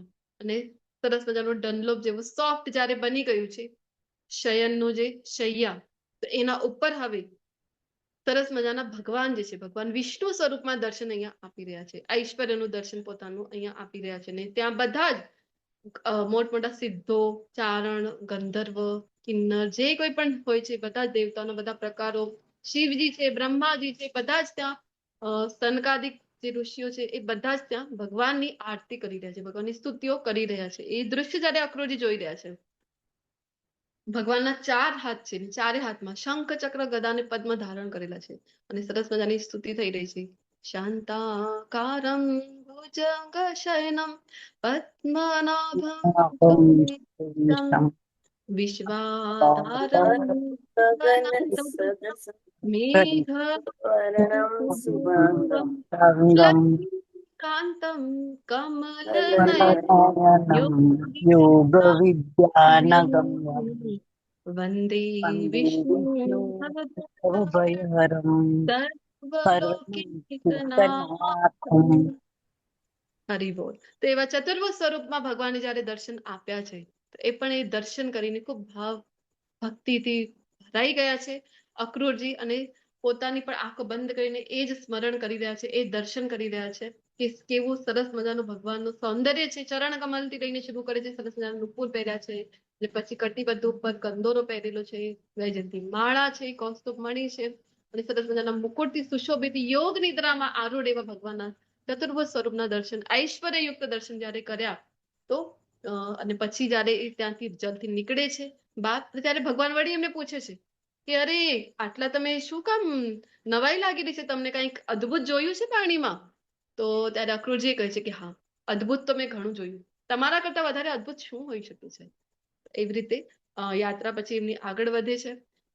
એના પહેલા હવે અક્રૂર જે છે અહીંયા સ્તુતિ કરી રહ્યા છે. તો એ સ્તુતિ હવે આપણે તમે આપણું ભૂમિકામાં જ ઘણું બધું જતો રહ્યો છે, કારણ કે ખૂબ સુંદર ભૂમિકા છે એની. તો હવે આપણે જોઈએ કે સ્તુતિને કેવી રીતે શોર્ટમાં આપણે કમ્પ્લીટ કરી શકાય. તો શ્લોક પહેલું. શ્રી અક્રૂરવાચ નતોऽસ્મ્યહં ત્વાખિલ હેતુ હેતું નારાયણામ પુરુષમ આદિમ અવ્યયમ યન્નાભિજાતાદ અરવિંદ કોશાદ બ્રહ્મા વિરાટસે યત એષ લોક. કે શ્રી અક્રૂરજી કહી રહ્યા છે હવે કે સર્વ કારણના આદિ કારણ છે. બ્રહ્માજી કહે છે ને સર્વ કારણ કારણમ. ચલો જેને જેને આવે છે બોલો મારી સાથે. ઈશ્વર પરમ કૃષ્ણ સચ્ચિદાનંદ વિગ્રહ રૂપ અનાદિરાદિર ગોવિંદ સર્વ કારણ. તો અહીંયા અક્રૂરજી કહી રહ્યા છે કે સર્વ કારણના કારણ આદિ કારણ આદ્ય પરમેશ્વર નારાયણ એવા આપને પ્રણામ કરું છું. આપની નાભીમાંથી ઉત્પન્ન થયેલા કમળના કોષમાંથી બ્રહ્માજી પ્રકટ થયા અને તેમની મારફત આ વિશ્વ અસ્તિત્વમાં આવ્યું છે. તો એમને પણ ખબર છે કેવી રીતે આદિ કારણ છો. તો કહી રહ્યા છે કે તમારી જ નાભી કમળથી બ્રહ્માજી આવ્યા. જે તો સર્જન છે. બધા જે સૃષ્ટિ આખી છે, 3 લોક 14 લોક જે છે એ બધા તો બ્રહ્માજી બનાવ્યા. અને એ ક્યાંથી આવ્યા? તો તમારા નાભી કમળથી. તો તમે તો આદિ કારણ થઈ ગયા. તો પૃથ્વી પાણી અગ્નિ વાયુ આકાશ આ બધા પંચતત્વો છે. તો તેનો સ્તોત્ર મિથ્યા અહંકાર મહત્તત્વ ભગવાન પોતે પણ ભગવદ્ ગીતામાં જયારે સમજાવે છે ને કે આટલા તત્વ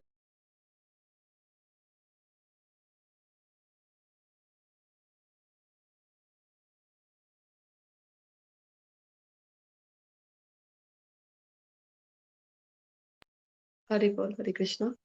તો પંચતત્વ ભગવાન કહે છે ને કે જયારે સમજાવે છે કે કેવી રીતે સૃષ્ટિની રચના થઈ છે, બધા જ તત્વો 24 તત્વો આપણે જોતા હોય છે. તો આજ બધું કહી રહ્યા છે અહીંયા. મિથ્યા અહંકાર મહત્તત્વ સમગ્ર ભૌતિક પ્રકૃતિ.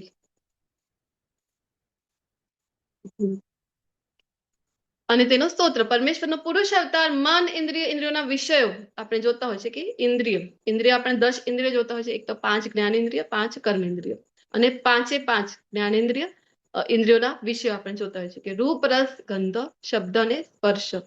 અને ઇન્દ્રિયોના અધિષ્ઠાતા દેવો એ સર્વ વિશ્વ પ્રકટીકરણના હેતુ આપના દિવ્ય દેહમાંથી ઉત્પન્ન થાય છે. અને કહે છે અહીંયા કે અખિલ ભૌતિક પ્રકૃતિ અને સર્જનના આ અન્ય તત્વો આપને યથાર્થ સ્વરૂપમાં જાણી શકતા નથી, કેમ કે તેમનું પ્રકટીકરણ જળ પદાર્થના ક્ષેત્રમાં થાય છે. આપ પ્રકૃતિના ગુણોથી પર છો. તો ભગવાન જે છે આપણે ભગવદ ગીતામાં જોતા હોય છે. બોલો ભગવાન 3 અવસ્થા જોઈએ છે કે નહીં ગુણોની? કઈ કઈ અવસ્થા છે એ જણાવો પહેલા. 3 અવસ્થા ગુણોની કઈ છે?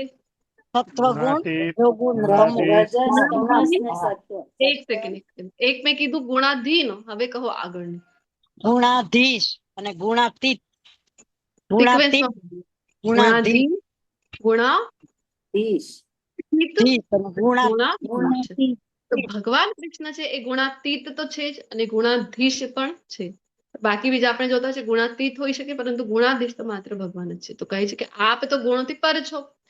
એટલે જે બ્રહ્માજી વગેરે છે એ બધા ગુણાવતાર છે ભગવાન. બ્રહ્માજી છે એ રજોગુણના અધિષ્ઠાતા છે. તો ભગવાનથી ઉત્પન્ન થયેલા છે એટલે ભગવાનને જાણી શકતા નથી. ભગવાન પોતે પણ એક શ્લોક આવે છે ને 14મા અધ્યાયમાં છે આઈ થિંક કે મને જાણી શકતા નથી. શું કામ? કારણ કે આદિ જ ભગવાન છે. એમના દ્વારે જ બધા આવી રહ્યા છે. તો એમને પૂર્ણપણે જાણી શકતા નથી. તો પૂર્ણપણે કૃષ્ણને કોણ જાણી શકે? એક તો ભગવાન પોતે અને બીજા કોણ જાણી શકે? તો ભગવાન કહે છે ને શું કહે છે બોલો કોણ જાણી શકે કૃષ્ણને? અથવા તો કેવી રીતે જાણી શકાય? એના ભક્તો જાણી શકે. શ્લોક કયું છે બોલો?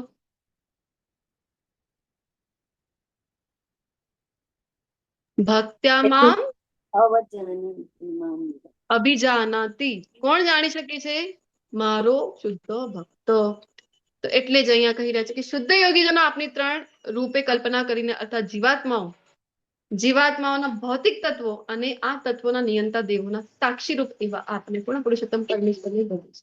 યોગીજન અહીંયા યોગીઓનું વર્ણન કર્યું છે. તો યોગી એટલે આપણે જોયું એક તો ધ્યાન યોગ્યો છે, હઠ યોગ્ય હોય છે જે ભગવદ ગીતામાં આખું વર્ણન આપણે જોયું છે એ યોગ્યો છે, અષ્ટાંગ યોગ્યો. પરંતુ ભગવાને કોને સર્વોચ્ચ યોગી કીધા છે બોલો 6ઠા અધ્યાયના અંતમાં? ભક્તિ યોગી. કયું શ્લોક છે એ ખ્યાલ છે કોઈને? 6.47. 6.47 શું કહે છે? યોગીનામપી સર્વેષાં સર્વેષાં મધ્યસ્તેન અંતરાત્મદેન અંતરાત્માન ભજતેયો માં સત્તાવાન સમય ભજતેયો માં સમયુક્ત મમત મતઃ. સર્વોચ્ચ યોગી ભગવાન કોણે કહે છે? ભક્તિ યોગીને. તો એટલે ભગવાનને કોણ જાણી શકે છે? યોગમાં જે આગળ વધેલા છે એ ભગવાન જાણી શકે છે અને એ ભગવત પ્રાપ્તિ કરી શકે છે.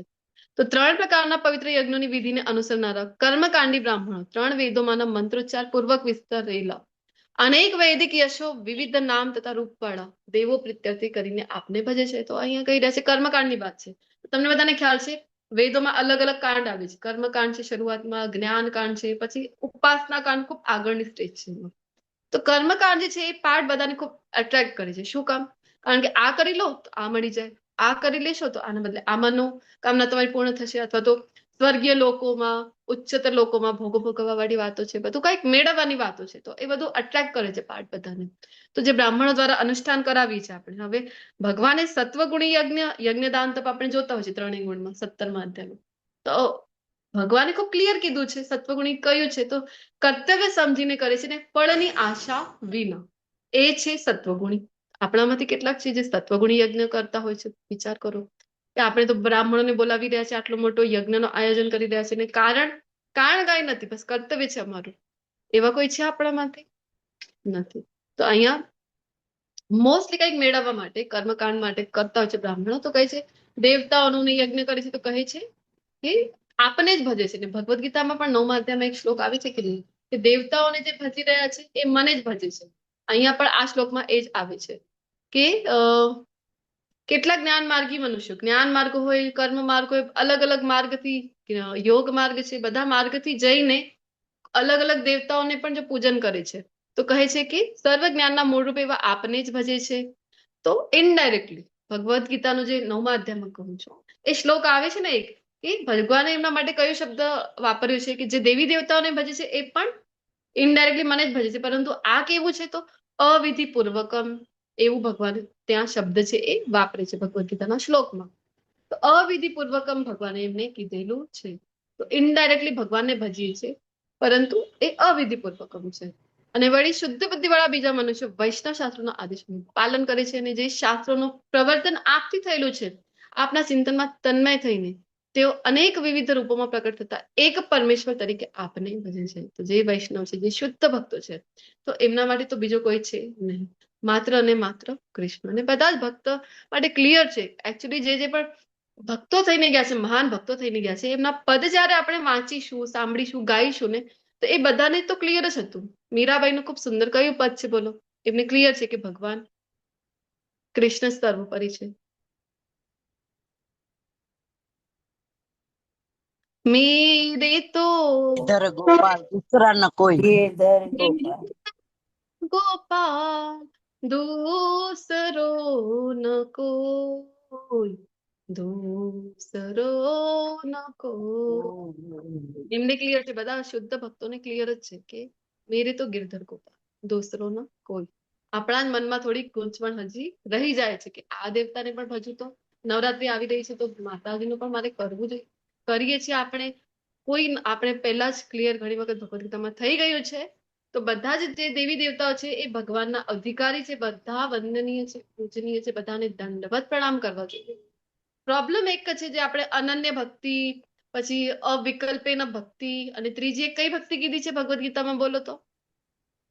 અનન્ય અવ્યભિચારિણી અવ્યભિચારિણી ભક્તિ. ત્યાં આપણે ચર્ચા ડિટેલમાં કરીએ છીએ એટલે અહીંયા ફરીથી નહીં કરીએ કે અવ્યભિચારિણી, કે એક આપણે પત્ની જે છે એનું ઉદાહરણ લેતા હોય છે ને કે જે પતિવ્રતા પત્ની છે, તો એ શાસ્ત્રમાં જે છે સેવા બધાની કરશે, પરંતુ એ કોના પ્રતિ સમર્પિત છે?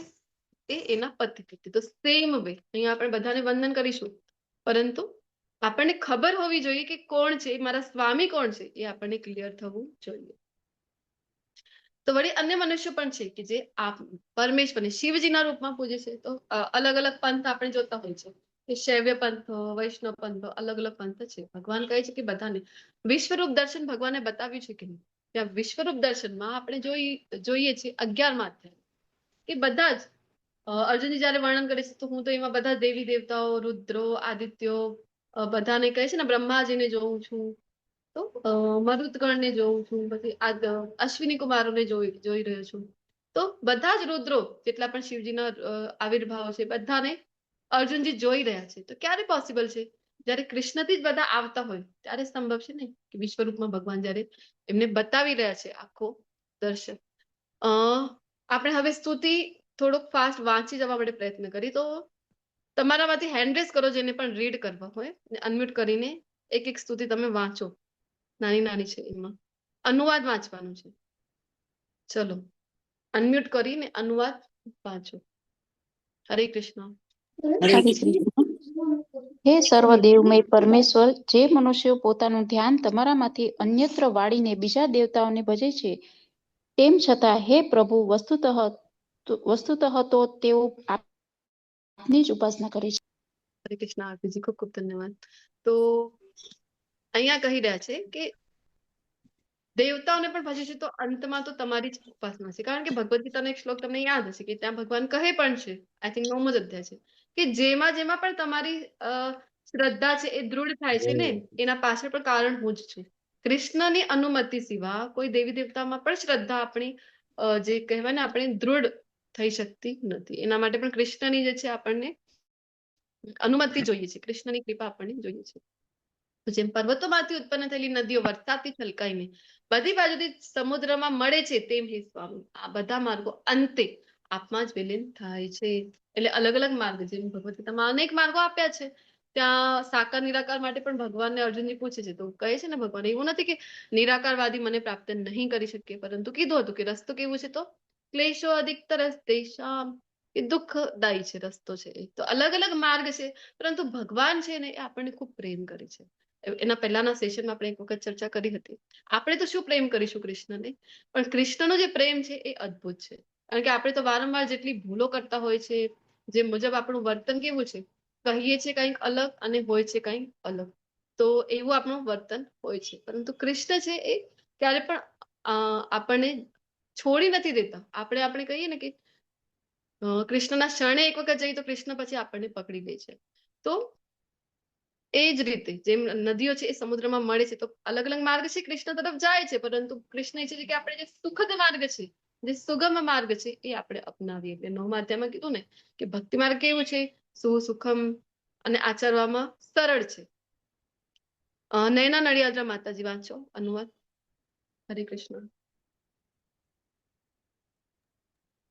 ચલો થોડીક ઝડપ હરે રાખો. કૃષ્ણ. બધા હરે એક્ટિવ મોડ કૃષ્ણ. ઉપર આપની હરે કૃષ્ણ. આપની ભૌતિક પ્રકૃતિના સત્વ, રજુ તથા તમ એ 3 ગુણોમાં સ્થાવર જીવોથી મોટી બ્રહ્માજી સુધીના સર્વે બુદ્ધ જીવાત્માઓ પરોવાયેલા હોય છે. હરે કૃષ્ણ. માંડી. હરે કૃષ્ણ. ધન્યવાદ માતાજી. જીવોથી માંડી બ્રહ્માજી સુધી, તો નાના નાના જીવથી લઈએ તો છેક બ્રહ્માજી સુધીના, સત્યલોક બ્રહ્માજીનો છે, ઉચ્ચતર લોક, ત્યાં સુધીના બધા જ જીવાત્માઓ છે એ ભગવાનથી, ભગવાન પોતે પણ કહે છે ને, અહમ બીજ પ્રદપિતા, ભગવદ ગીતાના 14મા અધ્યાયમાં. દીપ્તિપટ માતાજી હરે કૃષ્ણ વાંચો. હરે કૃષ્ણ. જેને આગળના વાંચવા હેન્ડ રેઝ કરી શકો છો.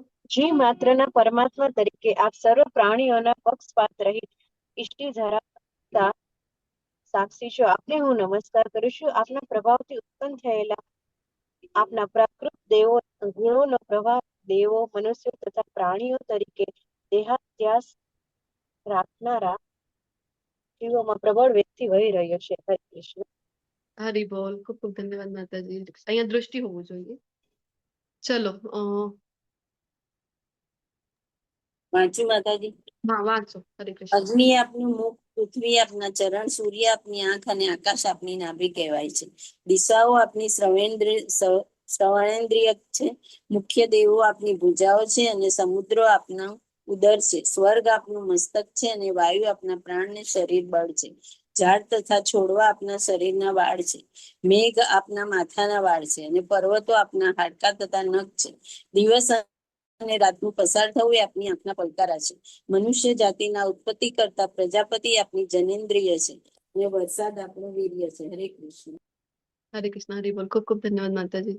તો કહે છે અહીંયા આ શ્લોક વાંચીએ આપણે, આખું જે 13મો અને 14મો આખો વિશ્વરૂપ દર્શન જે છે 11મા અધ્યાય ભગવદ ગીતાનું, એ આખું આપણા આંખો સમક્ષ છે એ આવી જાય છે. અર્જુનજી પણ જયારે કહે છે ને કે ચંદ્ર અને સૂર્ય તમારી આંખો છે, આ ભુજાઓ છે, એવી રીતે આખું જ વર્ણન અહીંયા આ શ્લોકમાં અક્રૂરજી દ્વારા કરવામાં આવેલું છે. એ ખૂબ મહત્વની વાત કે દિશાઓ આપણી શ્રવણ ઇન્દ્રિય છે, તો બધી દિશાઓથી ભગવાન છે એ સાંભળી રહ્યા છે. તો આ પોઈન્ટને આપણે જો ભાર મૂકીએ આ પોઈન્ટ ઉપર, આપણે જે પ્રાર્થનાઓ કરી રહ્યા છે ને એ બધું જ કૃષ્ણ છે એ સાંભળી રહ્યા છે. તો આપણે ક્યારે મનમાં એવું થવું જોઈએ નહીં કે સાંભળો છો કે નહીં. એક ખૂબ સુંદર પદ પણ છે, કભી તો ઉસ દયાનિધિ કે ભનક પડેગી કાન. કે આપણે તો પ્રાર્થના કરતા રહીએ, ક્યારેક તો એના કાને પડશે મારા જે શબ્દો છે, મારી જે પ્રાર્થનાઓ છે. હરે કૃષ્ણ. જેને વાંચ્યું નથી એ વાંચી શકે છે. હરે કૃષ્ણ માતાજી. હે હરે અવિનાશી પ્રભુ, આ પૂર્ણ પુરુષોત્તમ પરમેશ્વર માંથી સર્વ લોકો, તેમના અધિષ્ઠાતા દેવો અને તેમની અંદર રહેલા અસંખ્ય જીવો ઉદ્ભવે છે. જેવી રીતે સમુદ્રમાં જળયરો તર્યા કરે છે, અથવા ઊંડુબર અર્થાત ઉંબરના ફરમાં સૂક્ષ્મ જંતુઓ ભરાઈ રહે છે, તેમ મન તથા ઇન્દ્રિયોના મૂળ આધાર એવા આપમાં આ લોકો ભ્રમણ કરતા રહે છે. હરે કૃષ્ણ. હરે કૃષ્ણ. હરિ બોલ. ધન્યવાદ પ્રભુજી. તો બધાનું જે બેઝ છે અહીંયા પિક્ચર જોઈને પણ આપણને ખબર પડે છે. કયા વિષ્ણુ છે બોલો ફટાફટ. કાણોદક્ષય વિષ્ણુ. કાણોદક્ષાય વિષ્ણુ અથવા તો મહાવિષ્ણુ. આનંદ એમનાથી જ બધું જી, તો એમનાથી જ બધું જે છે એ ઉદ્ભવ થઈ રહ્યું છે. તો આપણે પણ અહીંયા કહી કીધું છે મન અને ઇન્દ્રિયોના મૂળ આધાર એવા આપમાં બધા છે લોકો એ ભ્રમણ કરી રહ્યા છે. હરે કૃષ્ણ. કોઈને વાંચવું છે? વાંચું? હું વાંચું મત. જેને નથી વાંચ્યું ને એ વાંચો. આપ નિજ લીલાનો હરે કૃષ્ણ. આપ નિજ લીલાનો આનંદ માણવા આ જગતમાં વિવિધ રૂપે પ્રગટ થાઓ છો, અને હર્ષભેર આપનો મહિમા ગાનારા લોકોના સર્વ દુઃખ આ અવતારોથી દૂર થાય છે. હરે કૃષ્ણ. હરે કૃષ્ણ. તો આપણે ભગવદ ગીતામાં 3 કારણ જોઈએ છે ફટાફટ. ધન્યવાદ શશી માતાજી. 3 કારણો જોઈએ છે, ફટાફટ જણાવો. કયા કારણ છે ભગવાનના પ્રકટ થવાના? દુષ્ટોનો સંહાર કરવા અને પરિત્રાણાય. ધર્મની સ્થાપના કરવા. હા, પરિત્રાણાય સાધૂનામ વિનાશાય ચ દુષ્કૃતા ધર્મ સંસ્થાપનાથાય સંભવામી યુગે યુગે. તો સંભવામી 3 યુગે કારણમાંથી યુગે. આપણે યોગી 3 કારણમાંથી આપણે જોતા હોય છે કે સૌથી મહત્વનું કારણ કયું છે? ભક્તોની પ્રસન્નતા માટે આવે છે. સાધુઓનો ઉદ્ધાર કરવા. પરિત્રાણાય સાધૂનામ. ભગવાનની કોઈ સેવામાં. જરૂર છે નહીં અહીંયા આવીને કોઈ દુષ્ટનો સંહાર કરવા માટે. અહીંયા પોતે પ્રત્યક્ષ આવી એવી કોઈ ભગવાનની જરૂર પડતી નથી. ભગવાન બધાના હૃદયમાં છે ને પરમાત્મા સ્વરૂપે. ત્યાં બેઠા બેઠા એક નસને પકડી રાખે તો ત્યાં જ હાર્ટ એટેક એને આવી જશે. તો ભગવાન ત્યાંથી છે એક આંખનો પલક જે છે એ ઝબકારો મારે તો અહીંયા તો મોટા મોટા સુનામી બાળ કઈ ને કઈ ચાલુ જ છે. અત્યારે જોતા હોય છે ક્યાંક તો જંગલોમાં આગ દાવાનળ પ્રગટે છે, તો ક્યાંક તો બાળ જ આવી રહી છે, ક્યાંક તો સુનામી જ આવી રહ્યા છે. આ બધી જ આપણે જોતા હોય છે કે ચાલુ જ છે. તો ભગવાન આવે છે અહીંયા ભક્તોને આનંદ આપવા. ભગવાનનું જે સ્વરૂપ છે કયું છે બોલો તો? કેવું? બ્રહ્માજી શું કહે છે? વિભુજ સ્વરૂપ છે ભગવાન. સચ્ચિદાનંદ સ્વરૂપ. સચ્ચિદાનંદ સ્વરૂપ. તો આપણને પણ આ જે વાસ્તવિક આનંદ છે એની અનુભૂતિ ક્યારે થશે? જ્યારે આપણે પણ ભગવાનના શરણે જઈશું ત્યારે. ચલો, હરે કૃષ્ણ. પ્રલય સાગરમાં વિહરનારા સર્જનના આદિ કારણ એવા આપ ભગવાન મત્સ્ય અવતારને હું નમસ્કાર કરું છું. મધુ તથા કેટભ અસુરોના સંહારક હયગ્રીવને, મંદરાચલને પોતાની પીઠ પર ધારણ કરનાર કુર્મા અવતારને અને પૃથ્વીનો ઉદ્ધાર કરવા લીલા કરનાર વરાહ રૂપ એવા આપને હું નમસ્કાર કરું છું. હરે કૃષ્ણ. હરે કૃષ્ણ. ભક્તિજી હરિ બોલ. ખૂબ ખૂબ ધન્યવાદ. તો અહીંયા બધા ભગવાનના જે અવતારો થઈ ગયા છે, જો ભગવાનની કોઈ જરૂર નથી કે વરાહ અવતાર. વિચાર કરો, વરાહ અવતાર તો શુકરનું રૂપ ધારણ કરવાની ભગવાનને કોઈ આવશ્યકતા છે નહીં. શું કામ આવે છે?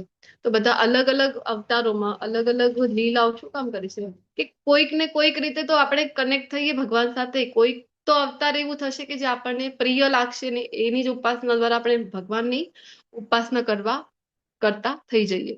એટલા માટે ભગવાન આવે છે પૃથ્વીનો ઉદ્ધાર કરવા. આ બધી લીલાઓ ભગવાન છે એ કરતા હોય છે. ચલો, હરે કૃષ્ણ. વાંચો. સંત ભક્તોના ભયને હરનારા એવા વિસ્મયકારી શ્રી નૃસિંહ આપણને નમસ્કાર અને ત્રણેય લોકને પગ તળે કરનાર આપ વામનને નમસ્કાર. હરે કૃષ્ણ. ધન્યવાદ પ્રભુજી. હરે કૃષ્ણ. ચલો, જેને પણ લર્ન છે મારી સાથે બોલો. કેશવ રૂપ કેશવ દ્રિતા જગદીશ જગદીશ હરે જય જય જગદીશ જગદીશ હરે જય જગદીશ હરે જય નરસિંહદેવ જય નરસિંહદેવ. નરસિંહદેવ જય નરસિંહદેવ. જી, તો એવા નરસિંહદેવને આપણે તો શિલા પ્રભુપાદજીની કૃપાથી રોજે આપણે સ્મરણ કરતા હોય છે, એમનું વંદન આરતી કરતા હોય છે. તો ભગવાન ભક્તોના ભાઈને અને નરસિંહદેવ જયારે આપણા લાઈફમાં લાગે ને કે બહુ અર્જન્ટ જેવી સિચ્યુએશન છે, તરત હેલ્પની જરૂર છે, તો તરત જ નરસિંહદેવને આપણે એ સ્મરણ કરવું જોઈએ. તરત નરસિંહદેવ આપણને એ પ્રોબ્લેમમાંથી બહાર કાઢે છે. હરે કૃષ્ણ. વાંચો. લઈ લો. હા. ઘમંડી શત્રુના જંગલને કાપી નાખનાર ભાર્ગવ શ્રેષ્ઠ ભગવાન પરશુરામને નમસ્કાર અને દક્ષિણ રાવણનો અંત કરનાર રઘુકુળ દીપક આપને નમસ્કાર. હરે કૃષ્ણ. હરે કૃષ્ણ. ધન્યવાદ માતાજી. તો એક તો પરશુરામ અવતારની વાત થઈ રહી છે અને બીજા રામ અવતારની. ચલો, જેને પણ કંઠસ્થ છે મારી સાથે બોલો. મંગલ ભવન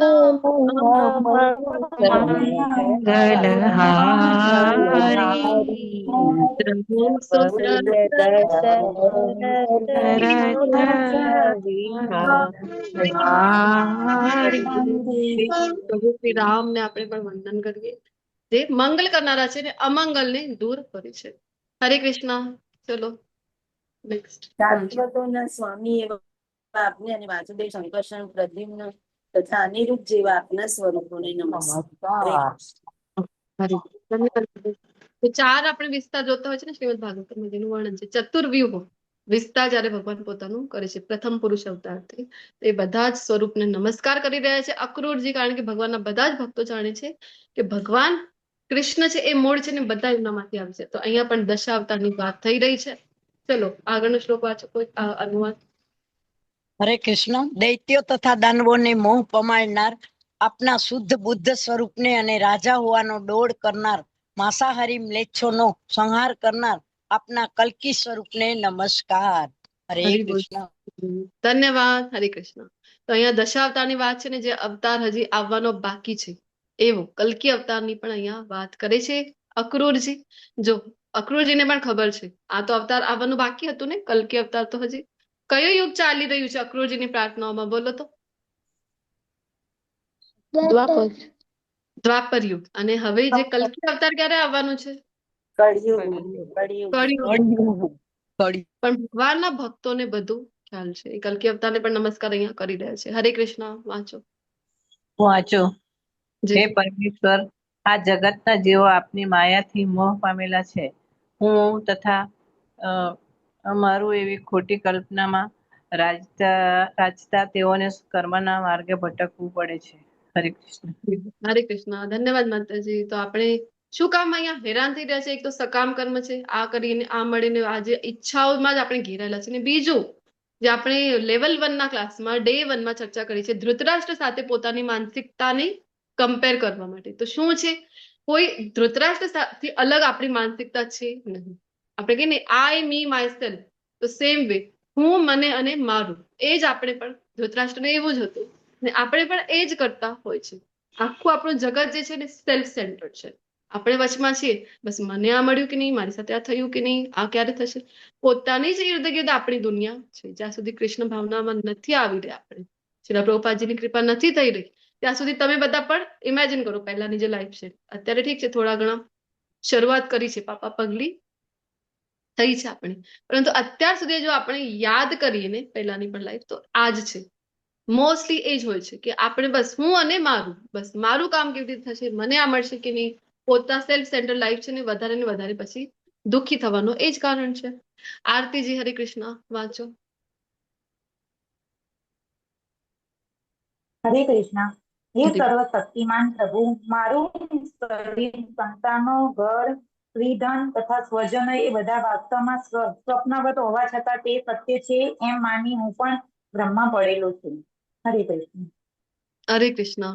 તો આ બધું આપણે એ જ ઇર્દ ગિર્દ છે ને કે બસ ભૌતિક સંસાર, મારું સંસાર, મારી પત્ની, મારું શરીર, મારું ધન, એ જ આપણે કરતા હોય છે. પરંતુ જે પણ મહાન ભક્તો છે એમને ખબર છે કે આ બધું કેવું છે, તો આ બધું તો નકામું છે. એટલે કે સંસાર જે છે એ સત્ય તો છે, જગત સત્ય તો છે, પરંતુ શાશ્વત નથી. એને એમાં જો નિયત કર્તવ્ય કરવાના છે. જે તે આશ્રમમાં છીએ આપણે, ત્યાં રહીને સૌથી પહેલા જે રિસ્પોન્સિબિલિટી ફરજો છે એ તો કરવાની છે. ભગવદ્ ગીતામાં ખૂબ ક્લિયરલી ભણી ગયા છે બીજા અધ્યાયથી. પરંતુ માત્ર એ જ કરવાનું નથી. એ આપણને હવે ભક્તિમાં આવ્યા છે તો ક્લિયર થઈ જવું જોઈએ. તો મીરાબાઈ પણ કહે છે ને કે મોહે લાગી લગન ગુરુ ચરણ કી, ચરણ બિના મોહે કछु ન ભાવે, જગ માયા સબ સપના કી. તો આ જે જગત છે કેવું છે, એ સ્વપ્ન જેવું છે. તો આપણે એ જ સ્વપ્નમાં, અહીંયા પણ જે લખેલું છે ને કે સ્વપ્નવત હોવા છતાં આપણે બસ એને જ બધું સર્વસ્વ સ્વપ્નમાં થાય છે ને, આપણે કઈ જોઈ રહ્યા છીએ, આપણને કઈ લાગી ગયું છે, ક્યાંથી પડી ગયા છે અને દુઃખ, એ સમય તો એવી અનુભૂતિ થાય છે કે મને પેન પણ થઈ રહ્યું છે, પરંતુ ઉઠી તો ખબર પડે યાર એ તો સ્વપ્ન હતું. તો સેમ વે આ ભૌતિક જગત છે, પરંતુ આપણે એને જ સર્વસ્વ માની રહી છે. તો રામચરિત માનસમાં પણ શિવજી કહે છે ને, ઉમા કહું મેં અનુભવ અપના, ભગવાનની ભક્તિ એ જ સત્ય છે એવું કઈક કહે છે ને એમાં આગળ કે સત્ય હરિ ભજન જગત સબ સપના, સત હરિ નામ જગત સબ સપના. તો શિવજી પોતે પણ પાર્વતીજીને સમજાવી રહ્યા છે કે આ જગત તો સ્વપ્નવત છે, સ્વપ્નની જેમ છે, પરંતુ આપણે તો એને સર્વસ્વ માની છે ને, જે આપણા દુઃખનું કારણ છે. હરે કૃષ્ણ. ચલો હવે કમ્પ્લીટ કરવામાં છે આપણે સ્તુતિ. વાંચો. એ રીતે ભૂલ કરીને જે ક્ષણભંગુર છે તેને, ક્ષણભંગુરને સનાતન મારા શરીરને મારો આત્મા એ દુઃખના મૂળને સુખ આપનારા સમજી મેં સાંસારિક દ્વંદ્વોમાં આનંદ પામવાનો પ્રયાસ કર્યો. આ પ્રમાણે અજ્ઞાનથી ઘેરાઈને હું આપને મારા પ્રેમના સાચા વિષય રૂપને જાણી શક્યો નહીં. હરે કૃષ્ણ. હરે કૃષ્ણ. ધન્યવાદ પ્રભુજી. એ જ છે આપણે બસ આ જે કીધેલું છે પેલા સ્વપ્નવત જગત છે એને આપણે બધું સર્વસ્વ માનીએ છીએ અને પછી અંતમાં દુઃખનું કારણ છે. એ જ આપણને કૃષ્ણથી દૂર રાખે છે. આપણે જોઈએ ને સેવા તો કરીએ જ, કાં તો કૃષ્ણની કાં તો માયાની. સેવા તો ધર્મ છે, ભગવદ્ ગીતાના શ્લોકમાં પણ આવે છે, શાશ્વત ધર્મ છે જીવન. ચલો હરે કૃષ્ણ. વાંચો કોઈ. હરે કૃષ્ણ. જેવી રીતે કોઈ મૂર્ખ માણસ જળાશયમાં થતી વનસ્પતિથી ઢંકાયેલા જળને છોડી દઈને ચાંચવાના નીર પાછળ દોટ મૂકે છે, તે જ રીતે હું આપની વિમુખ રહ્યો છું. હરે કૃષ્ણ. ધન્યવાદ માતાજી. હરે કૃષ્ણ. તો આપણે પણ એવી જ રીતે છે કે આપણે જે રિયલ હેપીનેસ છે, જે સુખ જે છે, સચ્ચિદાનંદ સ્વરૂપ પાસે જઈશું તો જ આનંદની અનુભૂતિ થશે. ત્યાંથી આપણે વિમુખ થઈને સંસારમાં સુખ શોધીશું તો શું થશે? આપણે લાગશે કે આ મળી જાય તો હું સુખી છું, પરંતુ આપણે ચર્ચા કરીએ છીએ ભગવદ્ ગીતામાં, એ જ વસ્તુ પછી દુઃખનું કારણ બની જાય છે. શરૂઆતમાં જે સુખ લાગે છે. હરે કૃષ્ણ.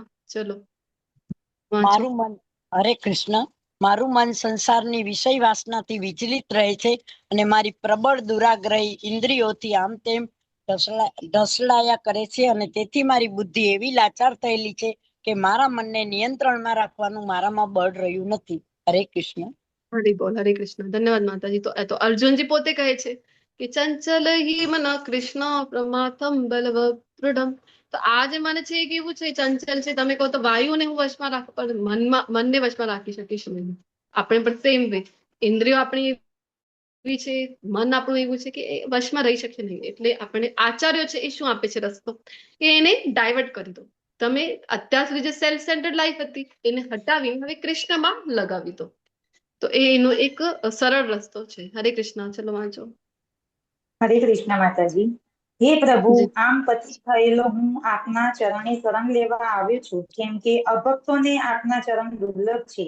તેમ છતાં આપની કૃપાથી જ મારા માટે એ શક્ય બન્યું છે. મનુષ્યના સંસારી જીવનની સમાપ્તિ થાય ત્યારે જ હે પદ્મનાભ, ભગવાન મનુષ્ય આપના શુદ્ધ ભક્તોની સેવા દ્વારા ભક્તિ પામી શકે છે. હરે કૃષ્ણ. ધન્યવાદ માતાજી. ચલો, કુંતી મહારાણીની સ્તુતિ યાદ આવી રહી છે પદ્મનાભ શબ્દો પરથી. અહીંયા અબ્જનાભ શ્લોકમાં છે. ચલો બોલો, જેને જેને લ છે. નમ પંકજનાભાય પંકજનાભાય નમઃ નેત્રાય. પંકજનેત્રાય. કુંતી મહારાણી પણ સરસ મજાની સ્તુતિ કરે છે, બધા ભક્તો કરતા હોય છે. ચલો વાંચો. હરે કૃષ્ણ માતાજી. અનંત સામર્થ્યવાન પરબ્રહ્મ પરમેશ્વરને નમસ્કાર. તે મૂર્તિમંત શુદ્ધ આધ્યાત્મ જ્ઞાન દિવ્ય સ્વરૂપ છે. સર્વ પ્રકારના જ્ઞાનના ઉદ્ભવ સ્થાન છે અને જીવાત્માનું નિયમન કરનાર પ્રાકૃત બરોબર વર્ચસ્વ ધરાવનાર છે. જી, વર્ચસ્વ ધરાવનાર. વર્ચસ્વ. ધન્યવાદ. હરે કૃષ્ણ. ધન્યવાદ. ચલો વાંચો કોઈ. હરે કૃષ્ણ. જીવ માત્રના અધિષ્ઠાતા એવા હે વાસુદેવ, આપને નમસ્કાર. હે મન તથા ઇન્દ્રિયોના સ્વામી ઋષિકેશ, હું આપને પુનઃ નમસ્કાર કરું છું. હે નાથ, હું આપના શરણે આવેલો છું, કૃપયા મારું રક્ષણ કરો. તો આની સાથે આપણી જે સ્તુતિ છે કમ્પ્લીટ થાય છે ને અહીંયા ભગવાનને નમસ્કાર કરી રહ્યા છે ને કેટલી પણ સ્તુતિ આપણે જોઈ હતી તો આપણે જોયું ભગવાન પોતે ભગવદ્ ગીતામાં કહે છે ને કે મધ્યાજી મામ નમસ્કુરુ. તો નમસ્કારનું ખૂબ મહત્વ છે. ભગવાનની શરણાગતિનો આ પ્રતીક છે એક નમસ્કાર કરવો એ. અને ઋષિકેશ કહીને બોલાવી રહ્યા છે. તો આપણા બધાના ઇન્દ્રિયોના સ્વામી છે એટલે ઋષિકેશ કહીને કહે છે ને વારંવાર નમસ્કાર કરી રહ્યા છે ને કહે છે કે તમારા શરણે આવ્યો છું ને હવે તમે મારું રક્ષણ કરો. અને ભગવાન પોતે પણ કહે છે કે જે શુદ્ધ ભક્તિમાં છે તો પછી યોગક્ષેમમ બોલો, ખાલી જગ્યા પૂરો.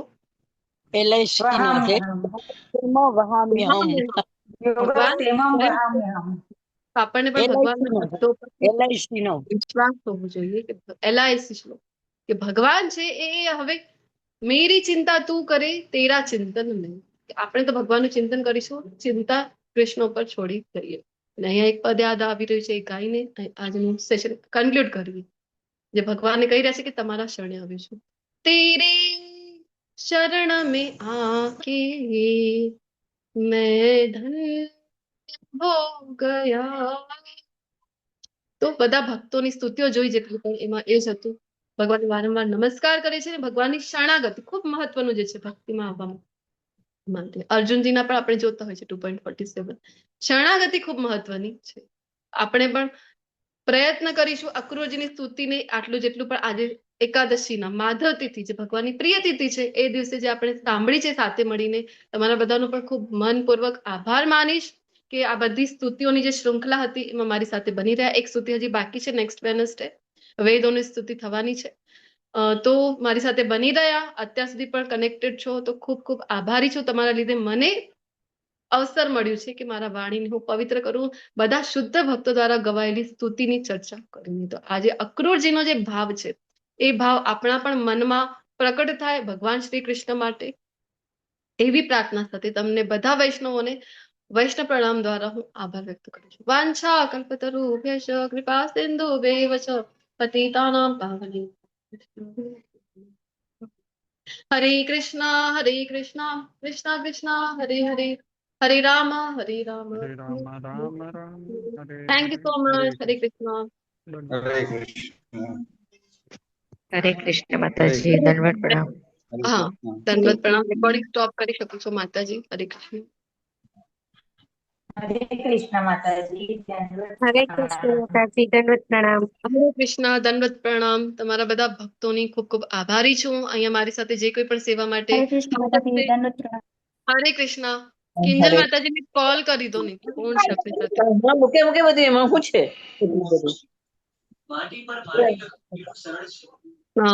કોની પાસે નંબર છે કિંજલ માતાજીનો? હરે કૃષ્ણ. હા માતાજી, કરું છું પણ. હા, એમને કહી દો કે રેકોર્ડિંગ સ્ટોપ કરી દે. જી. તો આપણી સાથે જે કનેક્ટેડ છે સેવા માટે એવા ઉર્મિલાજી, કુલવતી સુદેવી માતાજી આપણી સાથે આજે રેકોર્ડિંગની સેવા માટે કનેક્ટેડ હતા. આરતી નિગાંધી માતાજી જેમણે આજની જે પીપીટી છે એ સરસ મજાની આપણે સ્તુતિની બનાવીને જે આપી છે એના માટે ખૂબ ખૂબ આભારી છું. નયના માતાજી જે પણ મારી સાથે અહીંયા સેવા માટે હાજર છે બધાનું હું હૃદયપૂર્વક આભાર વ્યક્ત કરું છું. અને બધા જ પાર્ટિસિપન્ટ એવા જયેન્દ્ર મેવાડાજી, ઉષા પંડ્યાજી, આકૃતિજી, અમરીશનાથજી, બેલા શાહજી, દીપ્તિ પટજી, ભવસિદ્ધુ શ્રી ચૈતન્ય પ્રભુજી, આરતીજી, મીનાજી, નીતુ ગઢવાનાજી, રીનાજી, આર ઠક્કરજી, શશીજી, ઉર્મિલાજી, બધાનું હૃદયપૂર્વક ખૂબ ખૂબ આભાર વ્યક્ત કરું છું. Thank you so much for joining. ખિસ્સા મૂકવાનું કરે. હરે કૃષ્ણ.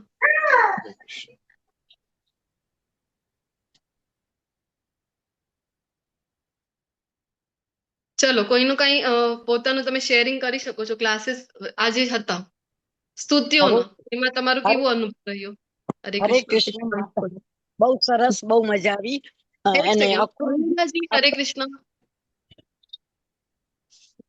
બોલો, હેન્ડ રેઝ કર્યું છે તમે. હરે કૃષ્ણ માતાજી.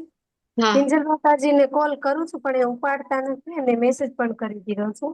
અને ઠીક છે. બીજું કે માતાજી આજે થોડુંક કોસ્ટ ની સેવા બરાબર ના પાડી, એના માટે માફી માંગુ છું. નહીં, કે નહીં, નહીં, કોઈ વાત એટલું નહીં. જતું રહે છે ને એટલે ઘડીએ ઘડીએ એવું થાય.